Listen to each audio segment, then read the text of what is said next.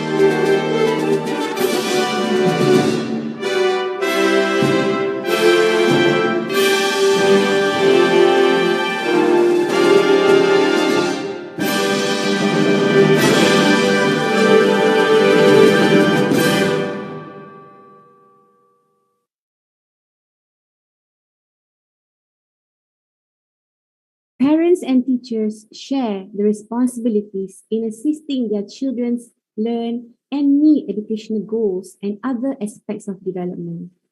Parents commit to prioritizing their children's educational goals, and teachers commit to listening and providing a space for collaboration with parents.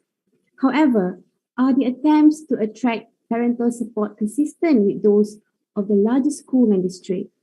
And what change are needed to attract parent involvement on school and district level? Are the practices and policies of schools systematically designed to keep caregivers, parents at a distance? And how can you lobby for professional development funding to improve your school district parent-teacher collaboration? We hope today, with me, Suhaila Muhammad, Program Associate of SEAMEO SEN, as your moderator, and the speakers will shed a light and increase your understanding on the topic of today's webinar. Welcome and selamat datang to today's session organized by SEAMEO SEN.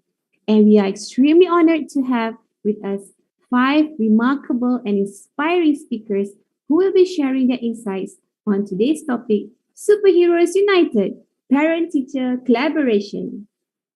Ladies and gentlemen, before we begin, I am delighted to mention that this webinar would not have been materialized if it had not been for the great support and ideas from our very own director of SEAMEO SEN, Dr. Hajah Hanani Harun Rasid.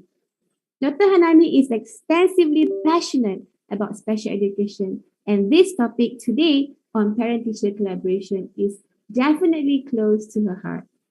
With that, I am extremely honored to welcome Dr. Hajah Hanani Harun Rasid to deliver her opening remarks. Dr. Hanani, the floor is yours.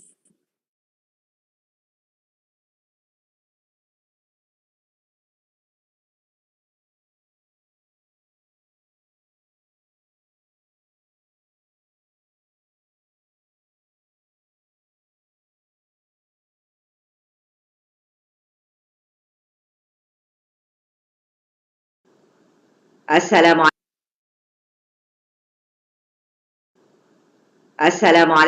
and a very good morning. Dr. Muhammad Azizani Mak Jalil, Deputy Director of SEAMEO SEN. Our speakers for today, Dr. 𝐄𝐄, former lecturer of University Brunei Darussalam and a parent of a child with disability Malaysia, Miss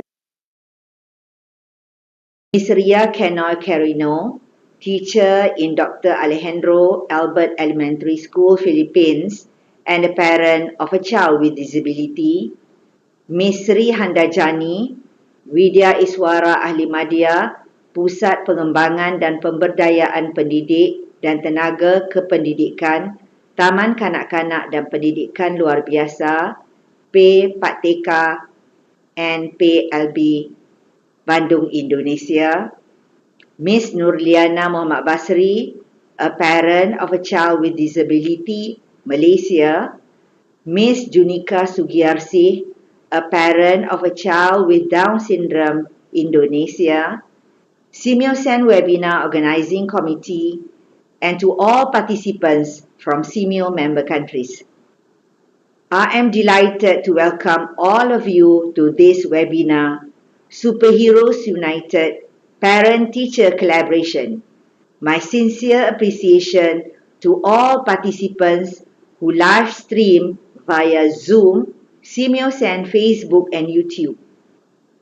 Thank you to all dedicated teachers, school administrators, parents, NGOs and caregivers of learners with disabilities for your diligent commitment, spending your time with us today to enhance the knowledge on uplifting the quality of education for learners with disabilities. As the Regional Centre for Special Educational Needs, SEAMEO SEN always strives to put forward and highlight the best practices which can be emulated by advocates of disability inclusive education. SEAMEO SEN also aspires to nurture collective efforts among countries, institutions, and non-profit organizations for the benefits of the disability inclusive education in SEAMEO member countries and beyond. This time around, SEAMEO SEN aims to feature the significance of teacher-parent collaboration in providing the best environment and the best opportunities for learners with disabilities. Parent and teacher collaboration is crucial in learners with disabilities education.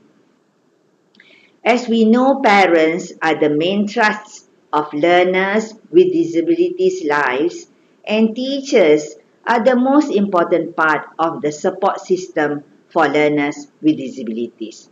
Both parties really need to work hand in hand to carve the positive outlook for learners with disabilities' future. I certainly hope that today's sharing will give insights to parents and teachers on the importance of collaborative approach in optimizing learners' development and learning, which led to their full potential and achievement. It is very important for both parties, parents and teachers, to foster honest and open communication and embrace the shared goals of providing the best educational experience to learners with disabilities. Ladies and gentlemen, I would like to take this opportunity to express my gratitude to all speakers, Dr. 𝐄𝐄, Ms. Ria Kenoy Carino, Ms. Sri Handajani, Ms. Nurliana Muhammad Basri, and Ms. Junika Sugiarsih for sharing their knowledge and experience on teacher-parent collaboration. Therefore, I strongly encourage all participants today to focus and grasp as much information that will be delivered by the speakers later. On another hand, I would like to take this opportunity to invite all of you to visit SEAMEO SEN's official website and follow us on Twitter, Facebook, Instagram, and YouTube to keep updated with our upcoming programs. Thank you so much for your time and attention, and have a good day. I wish you an enjoyable and productive webinar ahead. Assalamualaikum. Waalaikumsalam, Dr. Hajah Hanani. Thank you for your inspiring remarks, and please accept our sincerest apologies for the technical glitch earlier. Ladies and gentlemen, we are truly honored to have all of the speakers here with us, whom I will further introduce later. But in a nutshell, here they are, the superheroes, Dr. 𝐄𝐄 and Dr. Liana Basri from Malaysia, Madam Sri Handajani and Madam Junika Sugiarsi from Indonesia, as well as Madam Ria C. Sereno from the Philippines. We are also joined by another superheroes, Miss Tan Levy and our sign language interpreter, who will be with us, and later by Miss Rose Ng. Hello, superheroes! Absolutely looking forward to the session to start in a short while. But before that, allow me to move on to the webinar briefing. As this briefing is highly significant for all participants, we hope you pay close attention. Firstly, the Q&A.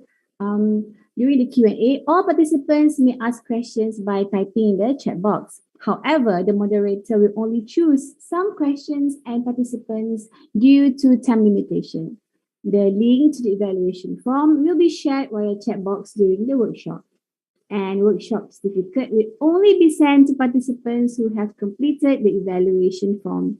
And the e-certificate will be sent to participants through email that has been registered within 14 working days. Thank you all for your kind attention. Ladies and gentlemen, hope all of you are as excited as I am. Today's webinar aims to provide pivotal points on parent-teacher collaboration, which is considered a highly significant factor in education. And as a matter of fact, previous studies have suggested that this type of collaboration has positive impact on children's socio-emotional development, academic achievement, school adjustment, and many more. But what is parent-teacher collaboration, and how can we enhance it in our very own ecosystem? Let us start with round one with our first speaker, Dr. 𝐄𝐄. Dr. 𝐄𝐄 is a retired associate professor in special education with 42 years of teaching experience and wide experience in teaching 47 modules in several special and inclusive education programs at the undergraduate and graduate levels. Dr. 𝐄𝐄 is a father of 4 daughters. In 1984, Winnie, his second daughter, was born with Down syndrome in Jitra, Kedah, and he decided to move his family to Kuala Lumpur, where there are many resources and centers providing services to individuals with special needs.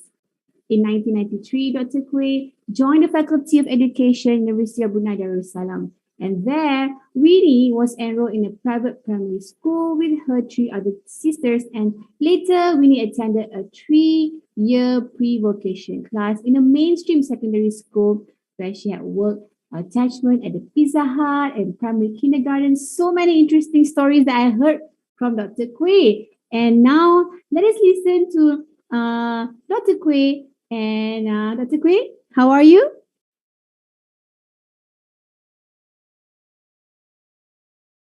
Dr. 𝐄𝐄. Morning to all, yes. Hi.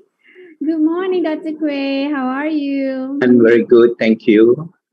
Okay, now, ladies and gentlemen, without further delay, I would like to welcome our first speaker for today, Dr. 𝐄𝐄. Can you help us understand what the parent-teacher collaboration is all about? Please welcome Dr. 𝐄𝐄. Good morning, thank you, Madam Moderator. First, let me express my deep gratitude to the Director and the Head of Training and Consultation of SEAMEO SEN for kindly inviting me to join this webinar. I have been asked to very briefly speak on the what, the why, and the how of teacher collaboration in about 15 minutes during round 1. And in round 2, I will like to share Winnie's life story and journey so far, and end with briefly describing or listing some barriers to parent-teacher collaboration and coming out with some suggestions to overcome these barriers in about 10 minutes. I'm most happy to, if I exceed the time, I may have more slides for the moderator to just cut me off. Okay, so today I'm actually wearing two hats. One, as a teacher, educator, and two, as a father of a Down syndrome daughter, Winnie 𝐄𝐄. Now, I would like to start on the what, why, and how of teacher collaboration.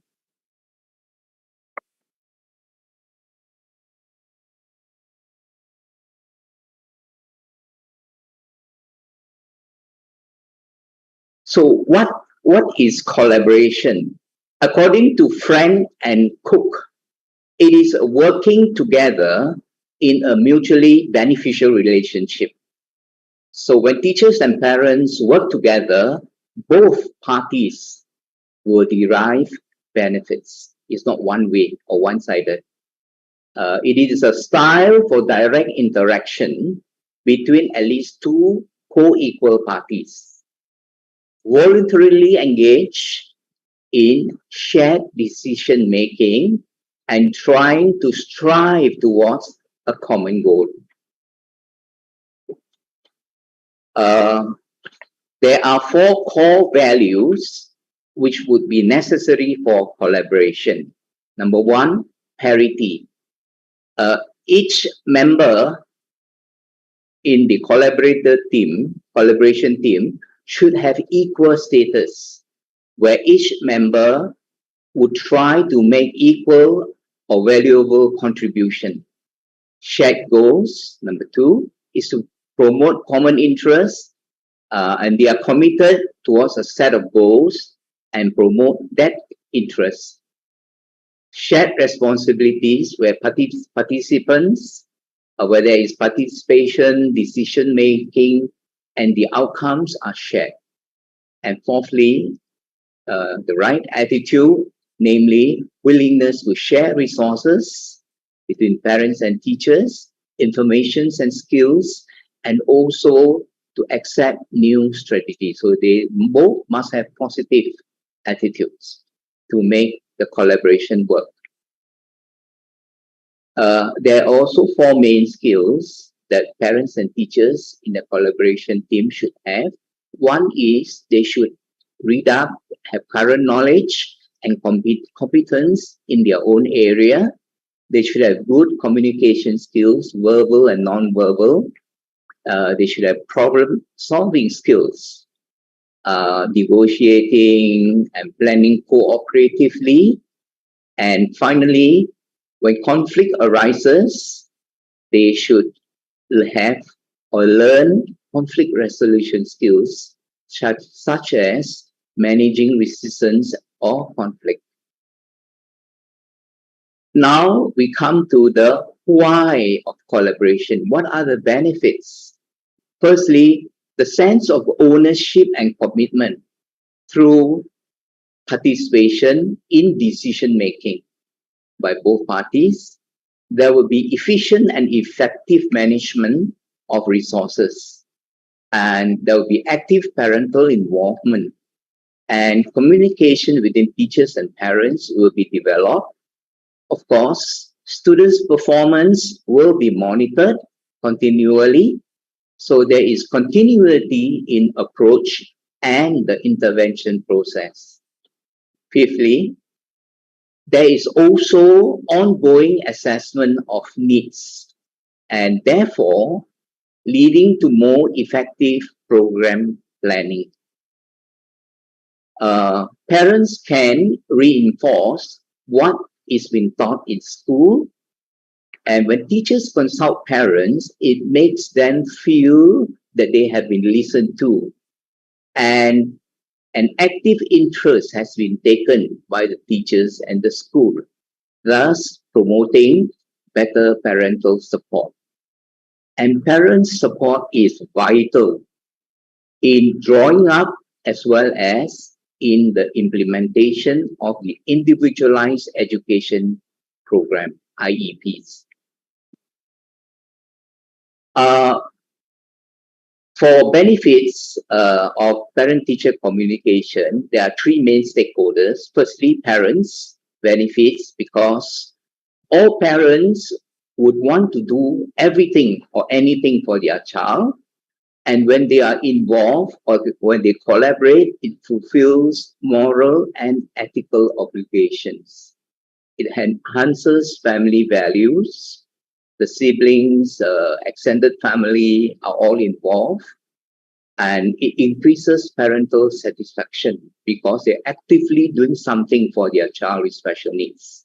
Parents also learn new skills in the teaching and managing of behaviors of their child with special needs at home.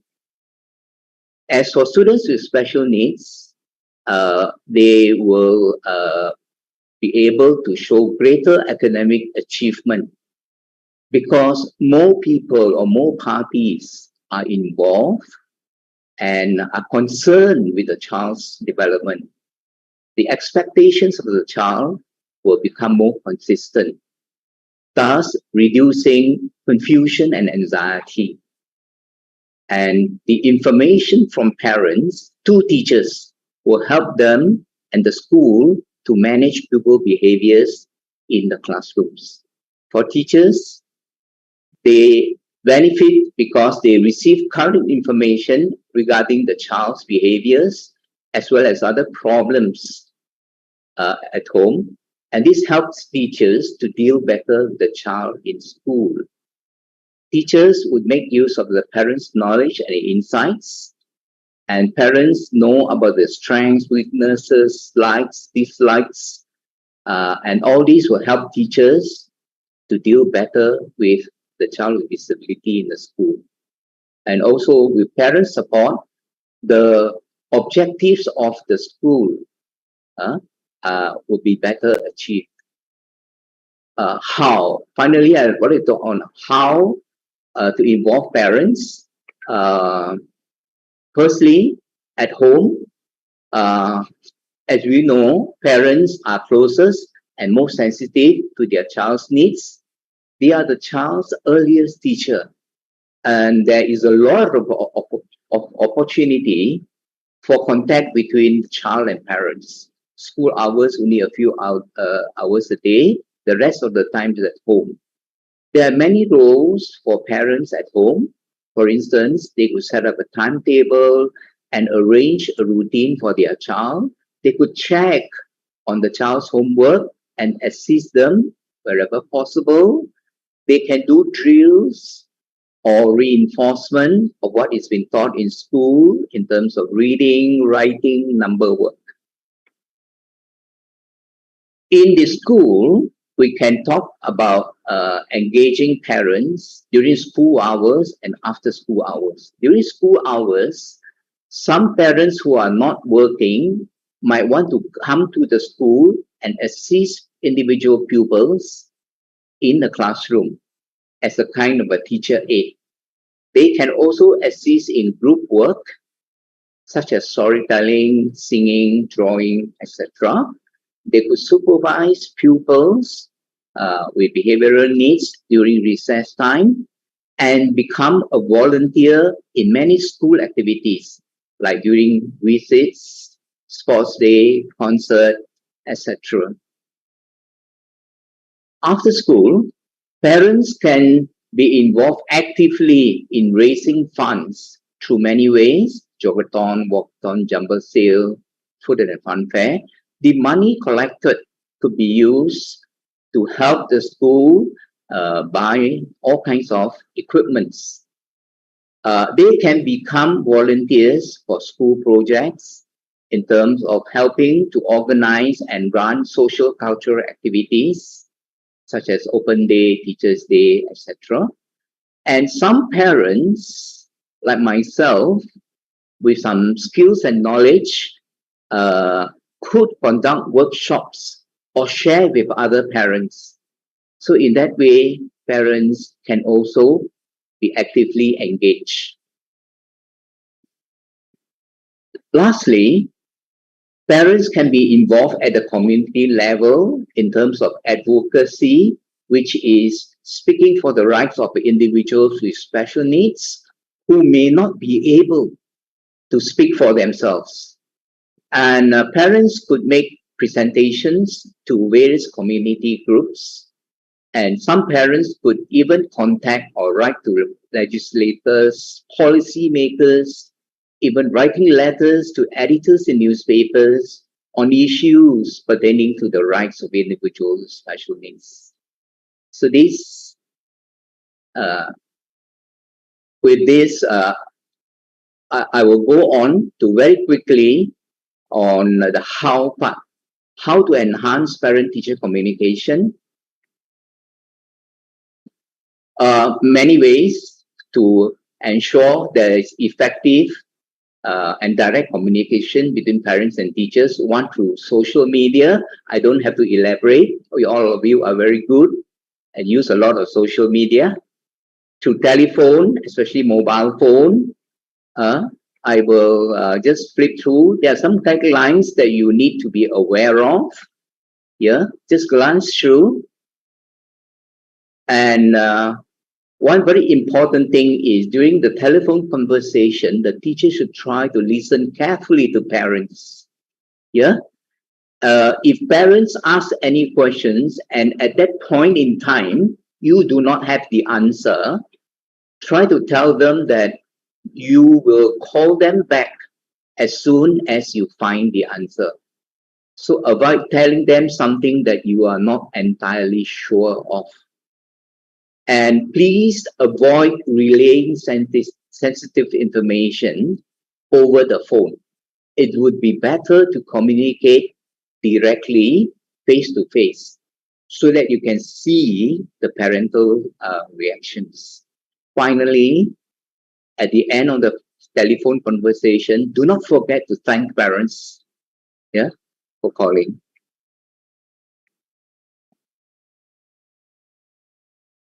As for written communication, there are quite a number of ways, 5 at least, through the handbook, newsletters, lectures, letters, notes, home school diary.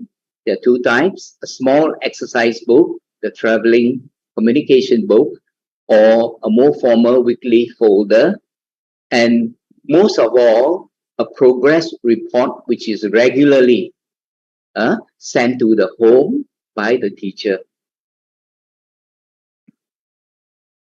There are some guidelines which I wish to very briefly talk about on parent-teacher meetings before, during, and after. Before the meeting, teachers should notify parents by sending invitation letters at least 2 weeks in advance to inform parents so that they note the date, they pencil the date and make themselves free. Then the letter should specify the place, the time, the length of meeting, the date, etc. And this should be followed by a gentle reminder, either a brief note in the child's bag, or email, fax, or phone call, SMS, 2 to 3 days beforehand. The room used for parent-teacher meetings should be selected so that the furniture will be suitable to parents, because in some primary schools, the chairs and tables are quite small. And try to avoid distraction during parent-teacher conference. Maybe put some signboard. Okay. The teachers need to do some homework before the meeting while reviewing the children's work. Yeah.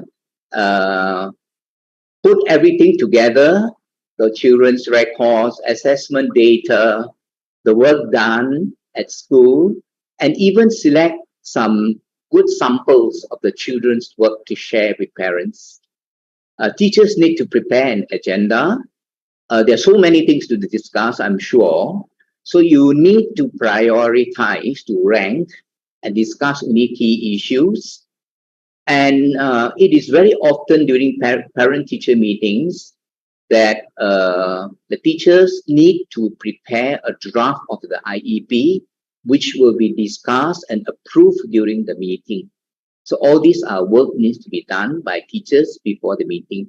During the PT meeting, you start by ice breaking, rapport building.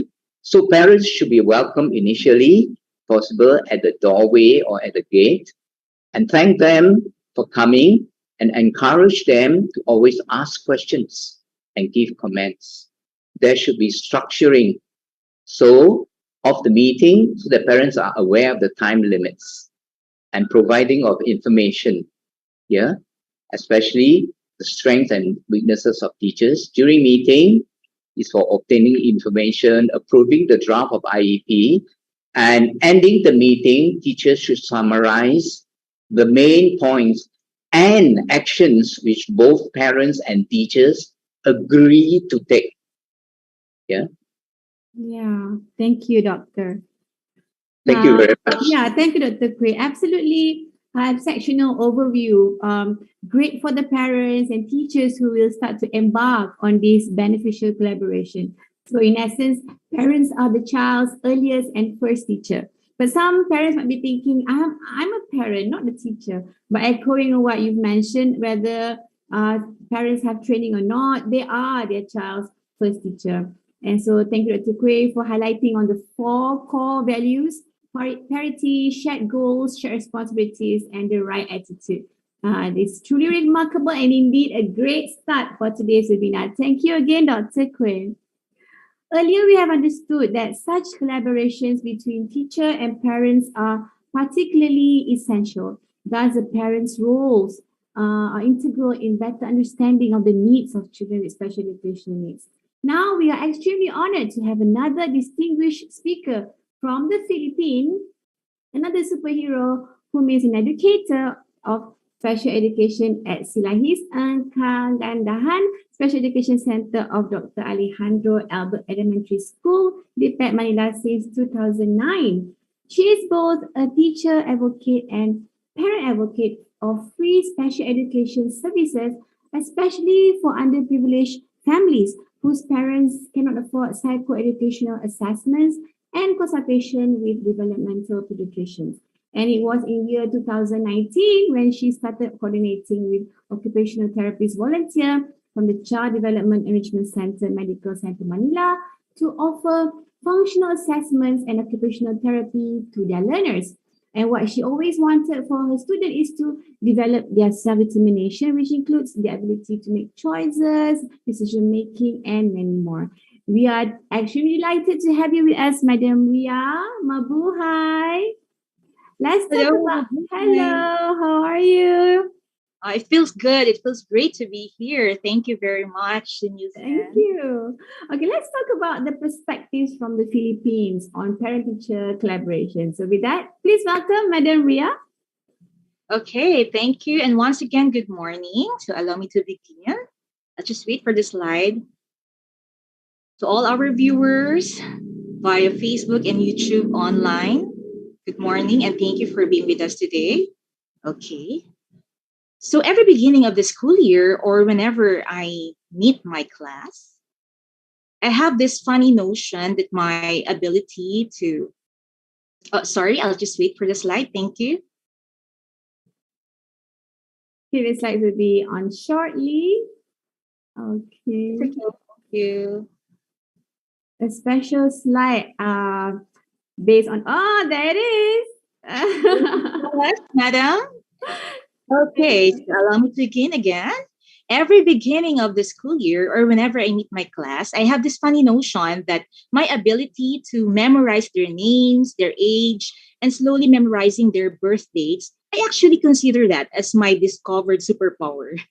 And speaking of superpower for today, allow me to discuss with you and share with you something that really plays an important role in the success of our children, our learners, or our students in terms of success in school and success in life. The collaborative efforts to cultivate and sustain parent-family-teacher partnership. For the next slide,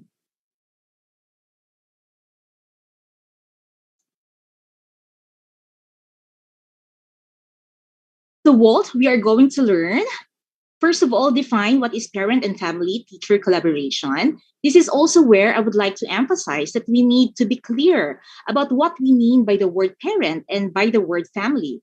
It is referring to not only parents, but every family member, since every member of the family has skills and life experiences and life circumstances that are considered valuable. So we all have different ways to participate, to support, and to enhance education for our learners. Secondly, we will discuss why parent and family teacher collaboration is important. So, what do we gain from it? And lastly, how are we going to embrace new normal practices that will determine effective parent and family teacher collaboration? For the next slide. So, this definition, what is parent and family teacher collaboration? It refers to open communication and full and equal equitable partnership among parent, family, and the teacher who work together to build a positive relationship and to promote an optimal learning environment for the learner, both at home and at school. So, this definition reflects the idea of co creation. Yes, I believe so. It's co-creation, wherein it means not just the parents, but the whole family, all family members, parents, grandparents, step parents, guardians, caregivers, and other relatives. They are all engaged to be in that intentional partnership. Yes, you heard me right. It should be intentional, working with the teachers because they would want to make something together. That's the word co-creation. And that's the word full engagement, that parents and families are engaged in full partnership with the teachers. Also, from the definition is the term equal. Equal in a sense that parents and families and teachers are considered as equal partners with the same goals. They are equally important. Then we also have the terms equitable partnership, which refers to mutual participation, mutual cooperation with mutual trust and respect. You see, every group of stakeholders contributes to the partnership and in turn receives benefits from such. For the next slide. So why should parents, families, and teachers engage in collaborative efforts? Many research studies have substantiated that there is absolutely great or high ROI or return of investment when everyone is fully engaged. Not only in the part of the learners or students, but also this would mean seeing really great impact on the parents, teachers, and school. Thus, it is good not only for our students, but also for the parents and families, for the teachers, and for our school. For the next slide. So, to all the parents and family members who are watching right now, are we aware that to become involved and engage with our child's school life, it would actually mean that it has more than a few benefits or gains for them? Yes, so for today, I just would like to tell you different benefits for the learners, such as increased self esteem, increased engagement in learning, and increased participation in more challenging tests. So, these are the impact on students. These are the positive outcomes, the high return of investment. For the next slide. Speaking of ROI or the return of investment, there is also positive outcomes or impact on the parents and families. First is the ability of the parents to build a positive relationship and trust with the teachers. And this was realized by the parents' sense of self-efficacy. Self-efficacy, which promotes a proactive parenting skill from their end associated with increased self-esteem. They know that as parents, they have a better insight into what a child is learning and that they are able to assist us, the teachers. So there is room for honest dialogue between the parent and the teacher, which can help comfortably to resolve issues.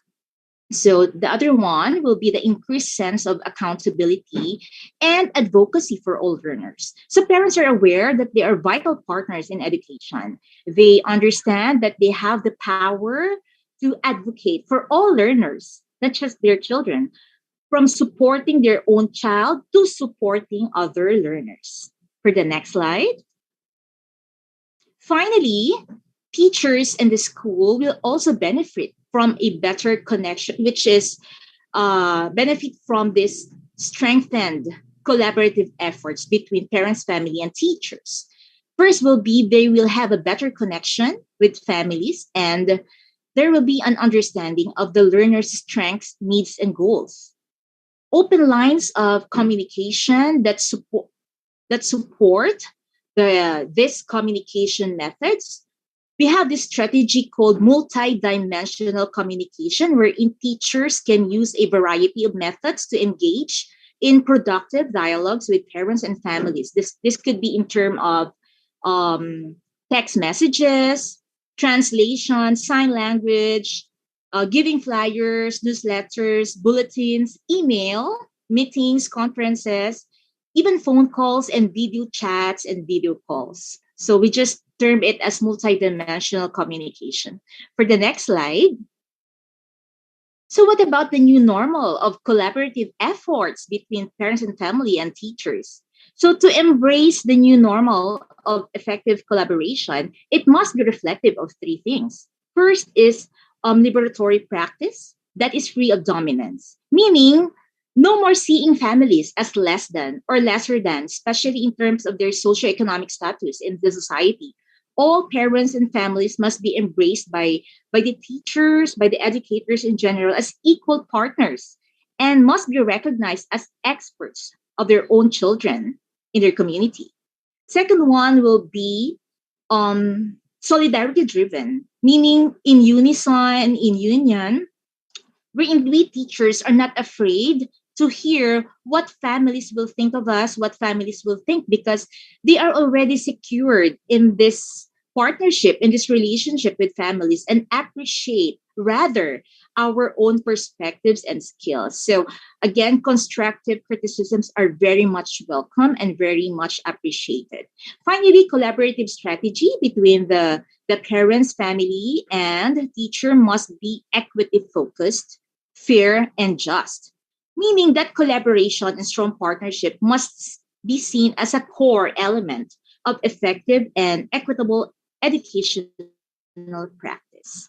So for the next slide, I will be showing you a video presentation which summarizes the journey of the process, both the process and the outcomes of my collaborative efforts together with the parents and their families, of course, together with my learners. Okay, thank you and enjoy watching the video.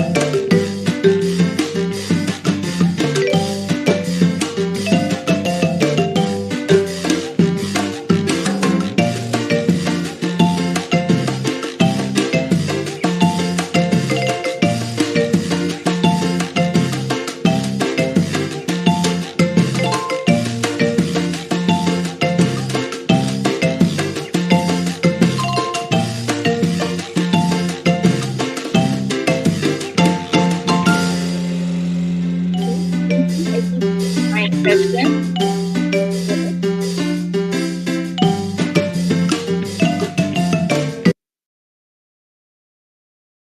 Thank You very you. much. Thank you, Madam Ria. Thank you so much for sharing that wonderful video. We have someone commented on our YouTube channel, Dede Suriana, that mentioned amazingly great presentation. So thank you for that positive comment and feedback. And again, thank you, Madam Ria, for emphasizing and reinforcing from the perspectives of a speaker from the Philippines, sharing insights on full engagement, full partnership, equal partners with equal importance. Yes, I definitely agree on that. And before we move on, I would like to also acknowledge our amazing viewers from YouTube and Facebook from Malaysia, Brunei, Philippines, Indonesia, Cambodia, and Laos. Hello, superheroes. Do share with us in the chat box if you are a teacher, a mother, or a father. And of course, we look forward to your amazing stories on collaboration, and we might read some collaboration stories later on. Okay, ladies and gentlemen, we have heard from two of our speakers on the purpose of parents and teachers working together in equal relationship, share their knowledge and interests, understand each other's different perspectives, and acknowledge, support each other's role in supporting the children's education. Now, it is an honor for me to invite our next speaker, Madam Sri Handajani from Pusat Pengembangan dan Pemberdayaan Pendidik dan Tenaga Kependidikan Taman Kanak-Kanak dan Pendidikan Luar Biasa Bandung, Indonesia. A teacher trainer with her specialization is in multiple disabilities of visual impairment and DVI, parenting and curriculum. In addition to conducting training for teachers of special schools and inclusive schools, she is also involved in several programs in Sekolah Ramah Anak, a welcoming school for our children in Bandung, Banda Aceh, and Pekanbaru, and parenting community PPP, PTK, PK, and PLB for parents who have children with special needs. Due to the pandemic, they have created an online discussion called Ruang Bersama, discussing with teachers and parents, sharing their best practice and solving their problems in handling children with special education needs. Glad to have you with us, Ibu Sri Handajani. Apa kabar? Alhamdulillah. Alhamdulillah. Thank you. It's great to see you. Good to see you. Ibu, let us listen to the stories you have to share on parent-teacher collaboration from the perspectives of Indonesia. Madam Sri Handajani, the floor is yours. Thank you, Miss Suhaila. Okay, I share the screen.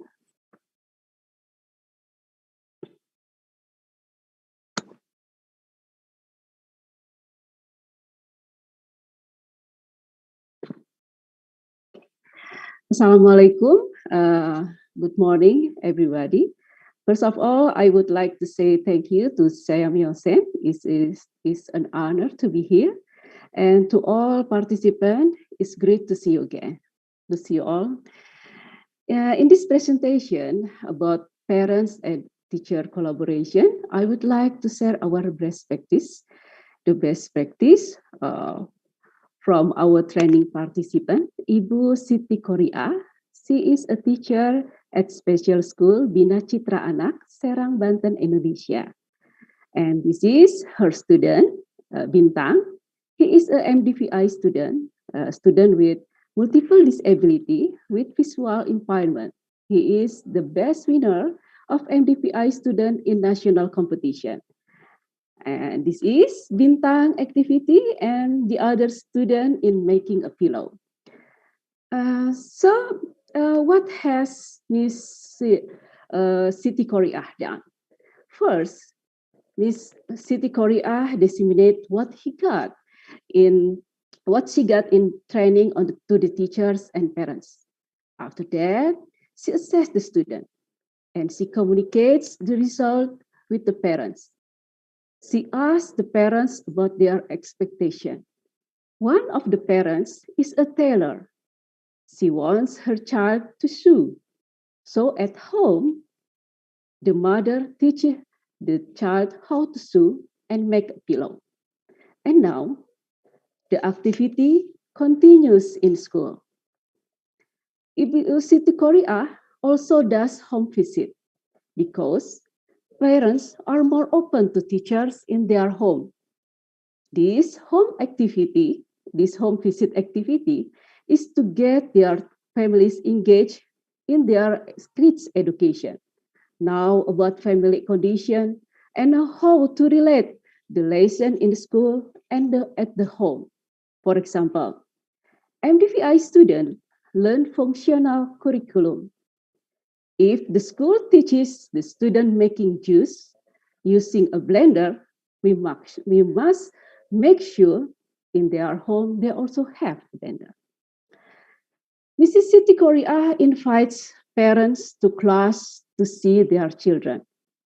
After Mrs. Korea can approve parents that the student makes improvement, make a lot of progress, they enjoy the lesson, they can do a lot of things, the parents trust the teacher. So from the story, wow, we must know that families should be at the center. Parents have the ultimate and the lifelong responsibility for their child. They know the child best, and they are lifelong advocates, and they are the key decision makers. And as we know, most learning happens in the home environment. So, how we working with the family as a teacher? We must remember that family has a lot of knowledge and experience about the condition and background of the child. Every parents and family member has another rule of student have another rule of the student problems gitu ya. So we are not judging them. We also appreciate differences and the opinions, their opinions. We must appreciate their differences and their opinion. So the partnership relationship with the parents is more important than the professional relationship.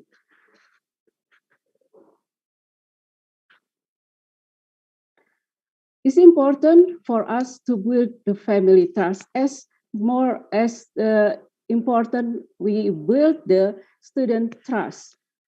We must encourage family to do something, make choice and make a decision. If they didn't have any choices, they did not know what to do, help by provide a suitable choice for the family. Help the parents with the solution. But we must know that confidentially must come first. So, as a teacher, we must have skills in communication. We must be a good listener, always give the parents good news about the children, what their progress, what their children can do, and send them to maybe to WhatsApp or calling them on, or when the parents come to school, give them positive news. If we give them the negative news, there will be stress. There will be another problem for the parents. But always give the good news for them. And then we have to have the skill, the collaboration. We must build relationship, and then develop work teams. Is not only with the parents, also the other teachers who can discuss with us what we can do for them. And then we must have the skill and data collection and processing and documentation. This is really help us to know the progress of the children, and we can give the data collection and documentation for the parents. And then we must, as the teachers, we must be a model of action. not just an advisor. We must be a model for the parents how to think in the positive ways to give to raise the potential of the children. Okay, thank you, Miss Sulaiha. It is all. Thank you. Thank you. Great piece of advice, Madam Handajani. Terima kasih ya. And also thank you for sharing of the pictures and wonderful stories of the successful collaboration of parents too. In essence, the salient points of your session are the fact that parents are lifelong advocates and teachers are not to judge the parents, yeah, and always appreciate their opinions. So thank you so much for that, Madam Handajani. Now back to terima kasih. Now back to our first speaker, Dr. 𝐄𝐄. Parent-teacher collaboration is essential for children's education, but we are aware that there are many obstacles and it is not an easy task to achieve. Hopefully, Dr. 𝐄𝐄, from your own experience, can you please share some insights on your personal experience as a father, as an advocate on the parent support group of FTMRC and Kiwani's Down Syndrome Center, who have submitted a memorandum to the Minister of Education in October 1987. So please do share with us on the historical event. What leads you, what inspire all of you parents to make that profound change in special education needs here in Malaysia, Doctor? The floor is yours. Thank you very much, Madam Moderator. Please allow me to share Winnie's life journey and story with regards to parent-teacher collaboration with organizations, as well as parent-teachers, parent support groups, parents as partners. We are very concerned about early intervention for Winnie. In fact, we started early intervention on her when she was below 1 year old at home. But we got the support from professionals like occupational therapies, the speech therapies, the physiotherapies, the pediatrician, and so on. But when we moved to KL, things became much better. I was very lucky that I applied to be transferred to a teachers training college in Lembah Pantai, and we moved down in 1985. Winnie was born in 1984. So one of the first thing was we attend all workshops, parent training workshops, all seminars, and so on. We pay quite a lot of money to learn and to collect materials and resources, which we share with other parents in our Down syndrome support group headed by Puan Kamaria. Later on, we were the founder members in the Kiwani's Down Syndrome Center, which was established in 1989, located on Jalan Gasing. It grew and expanded. Finally, in 2004, there was a national center housed in Park Petaling Jaya. These are some photos that I would like to share with members of the audience and the panel. We started early intervention on Winnie because both me and my wife are teachers or were teachers. We are retired now. So we made all kinds of teaching aids in order to help her with pre-number, early number skills, pre-reading, early reading, and so on. So as you can see, reading is one of the favorite pastimes for Winnie. We taught her how to function daily living skills, feeding, brushing her teeth, wearing socks, wearing the pajamas, and some table work activities. So having early intervention is quite crucial because all the stimulation will help your child to learn skills for learning in the future as they grow up. Please allow me to share what was briefly mentioned by Madam Suhaila about our about my involvement in parent advocacy. In 1987, under the auspices of the Selangor Federal Territory Association for Mentally Retarded Children, the Parent Support Group came out with a memorandum, and we submitted to the Ministry of Education calling for the setting up of special classes for children with learning difficulties in mainstream schools. That was in October 1987. And by 1st January of 1988, the first special class was started in Batu Road Primary School. Then the following 2 years, 1990, sorry, there's a typo, 6 primary schools in Kuala Lumpur and Selangor had special classes, including Sekolah Rendah Subang Jaya. So when Winnie was no longer accepted by the Kiwani's Early Intervention Center, we sent her to the regular school in Subang Jaya where we were staying. And according to the Ministry of Education data, by 2016, there were now 144 mainstream special classes in mainstream schools, primary schools, and 771 in secondary schools. So I think it is very important that parents be actively involved, as partners in collaboration with teachers, with organizations, as well as in parent advocacy. Let me quickly just show some pictures. This is Pusat Ehsan, where Winnie was with, and she participated very actively. And as parents, we contributed by working with the teachers. Can I use the print pointer? Can I? Okay, it doesn't matter. As you can see, Winnie had quite a lot of active participation.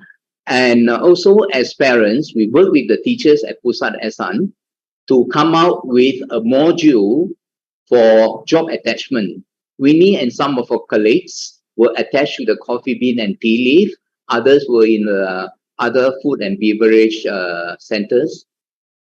Some in the hospitality, in hotels, and so on. So Winnie is actually a qualified barista, and she enjoyed preparing ice blended drinks at CBTL, coffee, bean, and tea leaf. As you can see, these are the pictures. She is very happy to work there. She communicated a lot with the customers.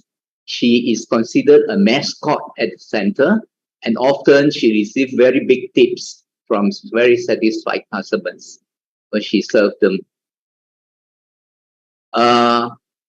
Please note that it's not only the mothers that are involved, but fathers should be actively involved in supporting parent-teacher collaboration. So you can see me, yours truly, in some of these pictures. As a teacher educator, I often contributed in terms of conducting workshops for parents, for teachers, both in schools, in organizations, serving the disabled. Here are some pictures. And this is Winnie in Cebu. She was doing self-advocacy. I'm sorry, I can't have used my pointer here, but you could see that she spoke very confidently with parents. And during the presentation night, she was able to do the short Tai Chi Chuan, and she won some prizes during the event. This is very good for her self-esteem, and it is out of Brunei. This was in Sarawak, Cebu. Last but not least, in the ASEAN Disability Forum, ADF, in 2015, Winnie spoke quite well, in addition to what my wife and I shared. So this is a very brief story about Winnie's life and her journey, I would just like to emphasize here that having a child with disability is a lifelong commitment. But if we do not forsake our child, together we will grow. And it is very, very fulfilling. It is great joy to see her make progress, small steps, one step at a time. And I think Winnie is very compassionate. She has good social and communication skills and very independent. So we are very proud of her. So that is my sharing on Winnie. And the last thing that I'm asked to do is to quickly look at barriers to parent-teacher collaboration. And I will just list down. There are 7. Firstly, 1, late notice are given sometimes from teachers and inflexible scheduling. So this will cause some difficulty for parents as some of them are working. In terms of constraint of time, it is always there for both teachers and parents. The emphasis should not be on paperwork, but rather focusing on participation, the sharing of information, and joint problem solving. So these are the barriers which should be overcome. And we should use simple language and not professional jargon. There would be a barrier. Some parents have previous negative school experiences because their child will be bullied. And this may make it difficult for parents to have the right attitudes to collaborate. Some school practices do not or are not able to accommodate the growing diversity of families they serve. So we have to look at this and try to think of ways to overcome, to tackle this growing diversity. Last but not least, there is also some unwillingness on the part of teachers and parents to provide the time, the extra effort, and sharing of skills. So lastly, I will very briefly look at what are some strategies which we can overcome the barriers listed above. Firstly, building of trust by listening to parents, inviting their input, then establish active and regular communication to parents. I think this is the key. Direct, active communication between parents and teachers. Also, to recognize and celebrate multiple cultures, disabilities, ethnicity, languages, religions, schools.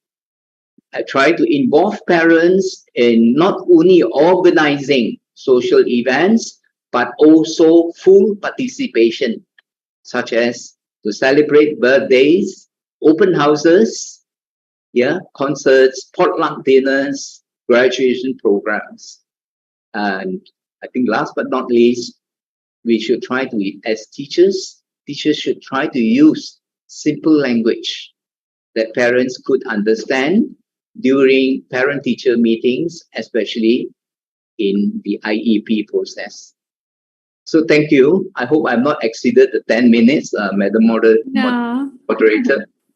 Sorry, a bit of a rush. No worries, Dr. Quay. It's lovely to listen to Winnie's story. I was just wondering, Coffee Bean and Tilly, which Coffee Bean, which branch is she at? Oh, that was in Brunei. Okay. Yeah, it's really Winnie's joy to work. She looked forward to it every day. Yeah. Yes. Yeah, sheer joy to go, So people with disabilities should get employment and they should be within the community, in short. Yeah, definitely. So parent-teacher partnerships bring a community of adults together, right, to work towards a common goal, that is to help students succeed. And when these partnerships are based on genuine respect and mutual sharing of ideas, a web of support is created to provide them with the best opportunity to thrive, not just in school, but in work later on. So thank you so much, Dr. Kui, for your sharing session. In the meantime, to our viewers on YouTube and Facebook, please do keep sharing your stories too in the chat box. We have one here from Dede Suryana from Indonesia, who's teaching at an inclusive education service school in city of Bandung, who says that I'm very impressed with this collaboration. It's great to improve the abilities possessed by special needs children, and thank you for sharing. So great job to our speakers for today. Okay, we look forward to more active engagement from the viewers on Facebook and YouTube. So, Dr. Kui, would you like to also ask questions to the viewers? Do you have questions to the viewers that you mentioned earlier, Dr. Kui?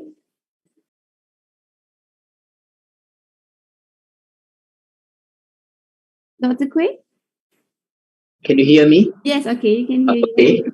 To this webliner, Mm-hmm. would jot down any of their experiences when encountering barriers and their ways or strategies to overcome these barriers in order to enhance successful parental collaboration with teachers in the chat group, as what Madam Moderator had mentioned.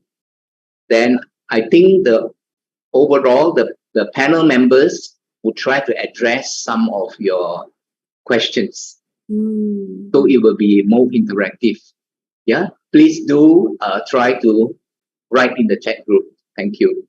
Yes, thank you, Dr. Kui, for the brilliant suggestion. So we look forward to your sharing on what are the barriers and challenges that you face as parents or as teachers. Yeah. So in the meantime, I would like to invite our next speaker, Madam Ya, for round 2. Let us hear from you on the challenges and barriers encountered and ways on how you were able to overcome those challenges and remove those barriers to parent-teacher collaboration. Madam Ria, the floor is yours. Thank you, Madam. So I'll just wait for our slide. Thank you once again to the video of the journey of my collaboration, which was played earlier. It was, to be honest, it was far from perfect. I have to say, I did encounter a lot of the challenges along the way. So for this part 2 session, allow me to share with you these challenges and how I was able to address them one by one. For the next slide. So our agenda for the second part of my talk would be first is to identify the challenges and barriers that inhibit effective parent-family teacher collaboration. And secondly, to discuss the ways how I was able to overcome challenges and remove barriers to my collaboration with my students' parents and family members. For the next slide. So there are a lot of challenges, but allow me to just summarize them into 3 major ones based on my personal experiences. The first is the difficulty in achieving open and seamless communication. We all understand that it's important. It's important to promote a culture of open communication for partnership and collaboration to work. So, do you agree? Sometimes collaboration is hindered when parents and family members who were previously tagged as co-learning facilitators, even before the beginning of school year. It was made clear via virtual meetings, conferences, webinars, phone calls, the importance of having learning facilitators at home. However, some of them still did not feel like communicating with me openly.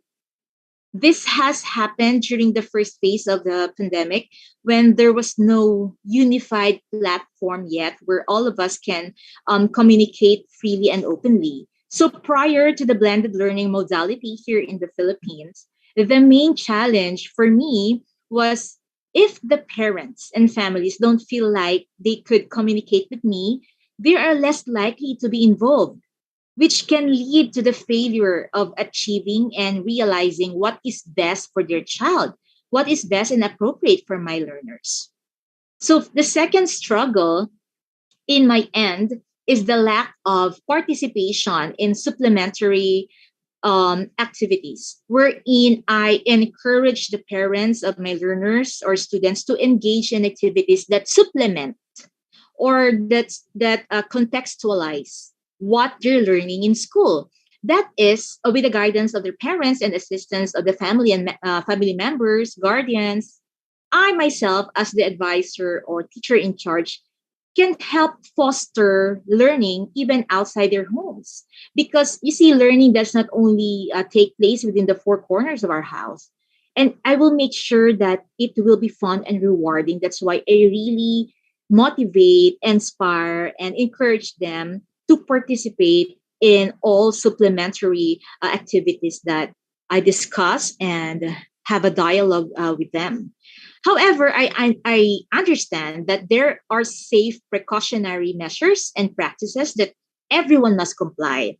Just to give you an example, when I have lesson on life skills, and after repetitions of tasks, I would be introducing a new task for them to develop their life skills, such as a task of making or, for example, writing a list of grocery items, for example, okay, I would snap out and I would tell myself, no, I think I should not be giving this particular task, such as writing a list of grocery items.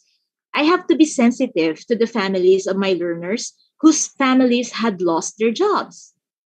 So you see, communication really is all about respect and sensitivity. Also, I have to be sensitive with our online or virtual kitchen activities. Not everyone at home has the culture of following kitchen standards, and not everyone has the complete kitchen utensils and equipment that we used to be doing, that we used to be having in our classroom before our school shut down prior to this pandemic situation. Also, it's like I have to be sensitive when it comes to, I would be asking them to prepare ingredients for a certain cooking activity. I personally and honestly could not do that because not everyone in my class has the budget for that. The family budget is constricted. It was really a challenge to me to modify and adapt different lessons on life skills and vocational skills. Lastly, will be the absence of feedback. Providing feedback on a student's progress is important for the student and helpful in building on the parent-teacher collaborative environment. Formative feedback is what I usually provide in my special education class, informing the parents and family that the student is doing well. It's really a gratifying feeling in my end as their teacher. But if I will relate to them that relaying that the students are facing difficulties, it can be quite challenging. If the parents and family needs help to choose activities that can enrich their learning, I, as their teacher, can offer specific suggestions or share resources to help guide the family in their choices. For the next slide. So, how to overcome difficulty in achieving open communication? So, you see, in communication, there are a variety of options available under this category, like encouraging parental involvement, like volunteering at school events, making routine or regular phone calls to the students' home to connect with parents and family. And this must be established on a regular basis for consistent and open communication with the parents and families. Also, creating a weekly newsletter or a bulletin that can be shown to all family members for every student to convey generalized information. So, I always remind myself that respect and sensitivity are key to effective communication. And one of the main components for effective communication is active listening. So when we listen well, we get more information about children and their families. And I think this is also one of our superpowers, that by listening actively to them, we get to feel and get to know that full benefit of parents' in-depth knowledge of their children. And we, as teachers, are able to show parents that we value their experience, we value their insights and opinions, and we also take their issues and concerns seriously. For the next slide. To continue in the category of communication, I also tried suggesting to the parents and guardians the reminder and calendar apps to get information notifications about school happenings. It is also a good start to create an action plan for setting, for deciding, and programming the concrete ways how to achieve academic goals, and that parents and families must also be included in those plans. You see, as a teacher, I prefer to work together with the parents to create a plan going forward.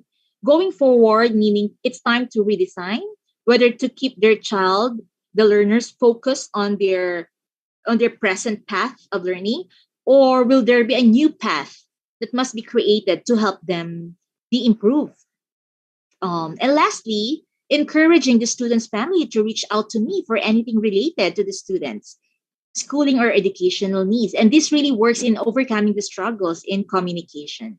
So communication does not only mean to inform, but also it includes asking questions and providing insights and ideas. So this has helped me in establishing mutual interaction and dialogue and exchange of information. So for the next slide, how to overcome lack of participation of parents and families in supplementary activities. So by encouraging a student's family to engage in activities, I know that I was able to help them, like what I've said a while ago, to foster learning outside their homes. I made sure that I am aware of the modifications and adaptations for them. This is also a reflection of an inclusive mindset, meaning we learn about and show respect for the background and cultural identity and strengths of each family. So for the next slide, how to overcome difficulty in giving feedback. So providing feedback on students' progress is important for the student, and it's also helpful in building on the parent-teacher collaborative environment. So be clear and be encouraging that we teachers, we must speak to the parents in a clear, respectful, and considerate way. We have to use, I agree with Dr. Clay, that we have to use ordinary, everyday language that parents can understand. This also works for me. I try to really recognize and celebrate the positives in my class, finding and sharing the positives about the child's learning, behavior, and experiences. I try my best not to shy away from discussing the negatives, but I always make sure to keep my expectations realistic about what can be done at home. So if I had observations that are not positive, and I need to tell them to the parts like behavior and of their child during class, I try to make it clear that I am informing them, but I'm not asking them to give punishment or whatsoever.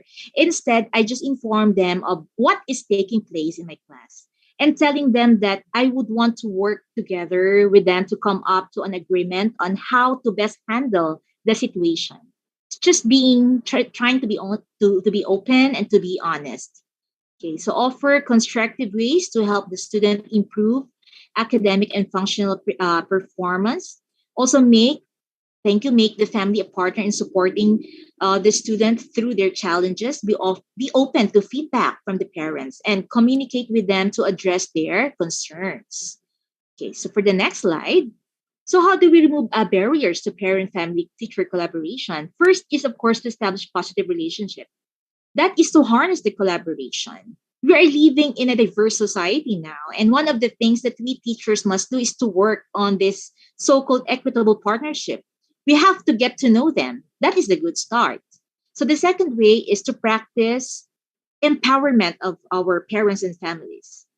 I encourage them to help me know their child better, know better their family, and share their knowledge as it validates our goal of becoming better partners.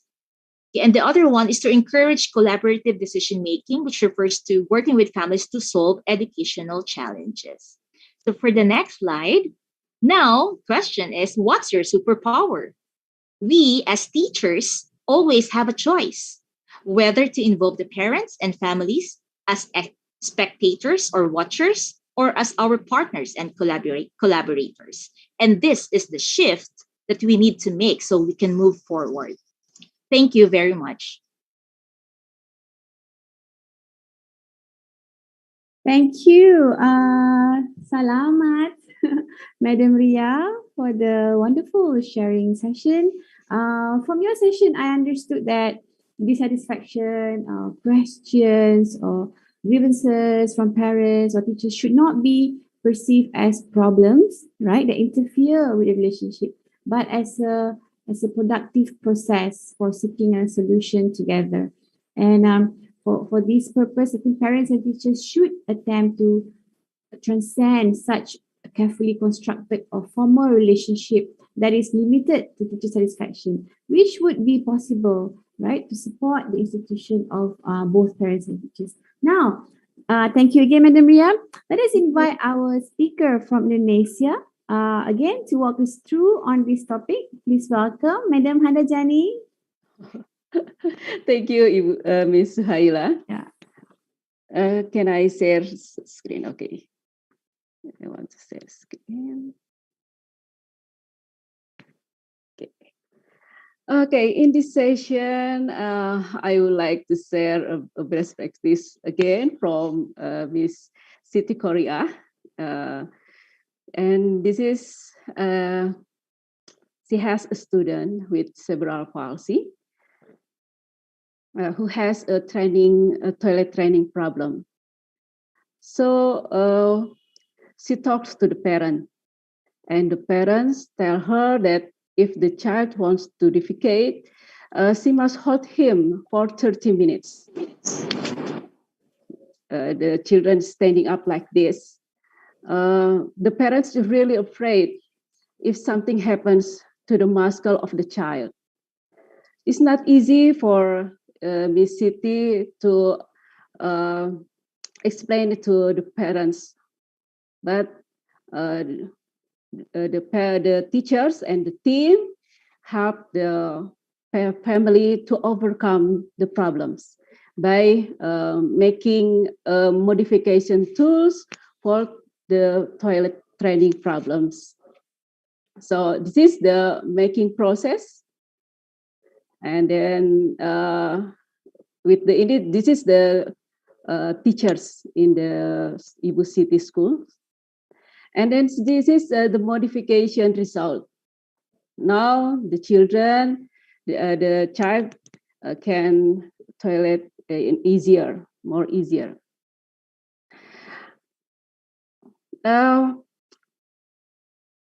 No one wants to be parents with special education needs.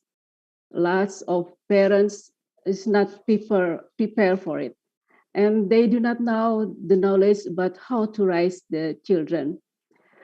And for teachers, this is a hard part to have the collaboration with the parents. So we are from P4 TK TKPLB. We train the teachers in inclusive schools and special school, have the program for it. And this is the program for inclusive school, creating welcoming school for all teachers, for children.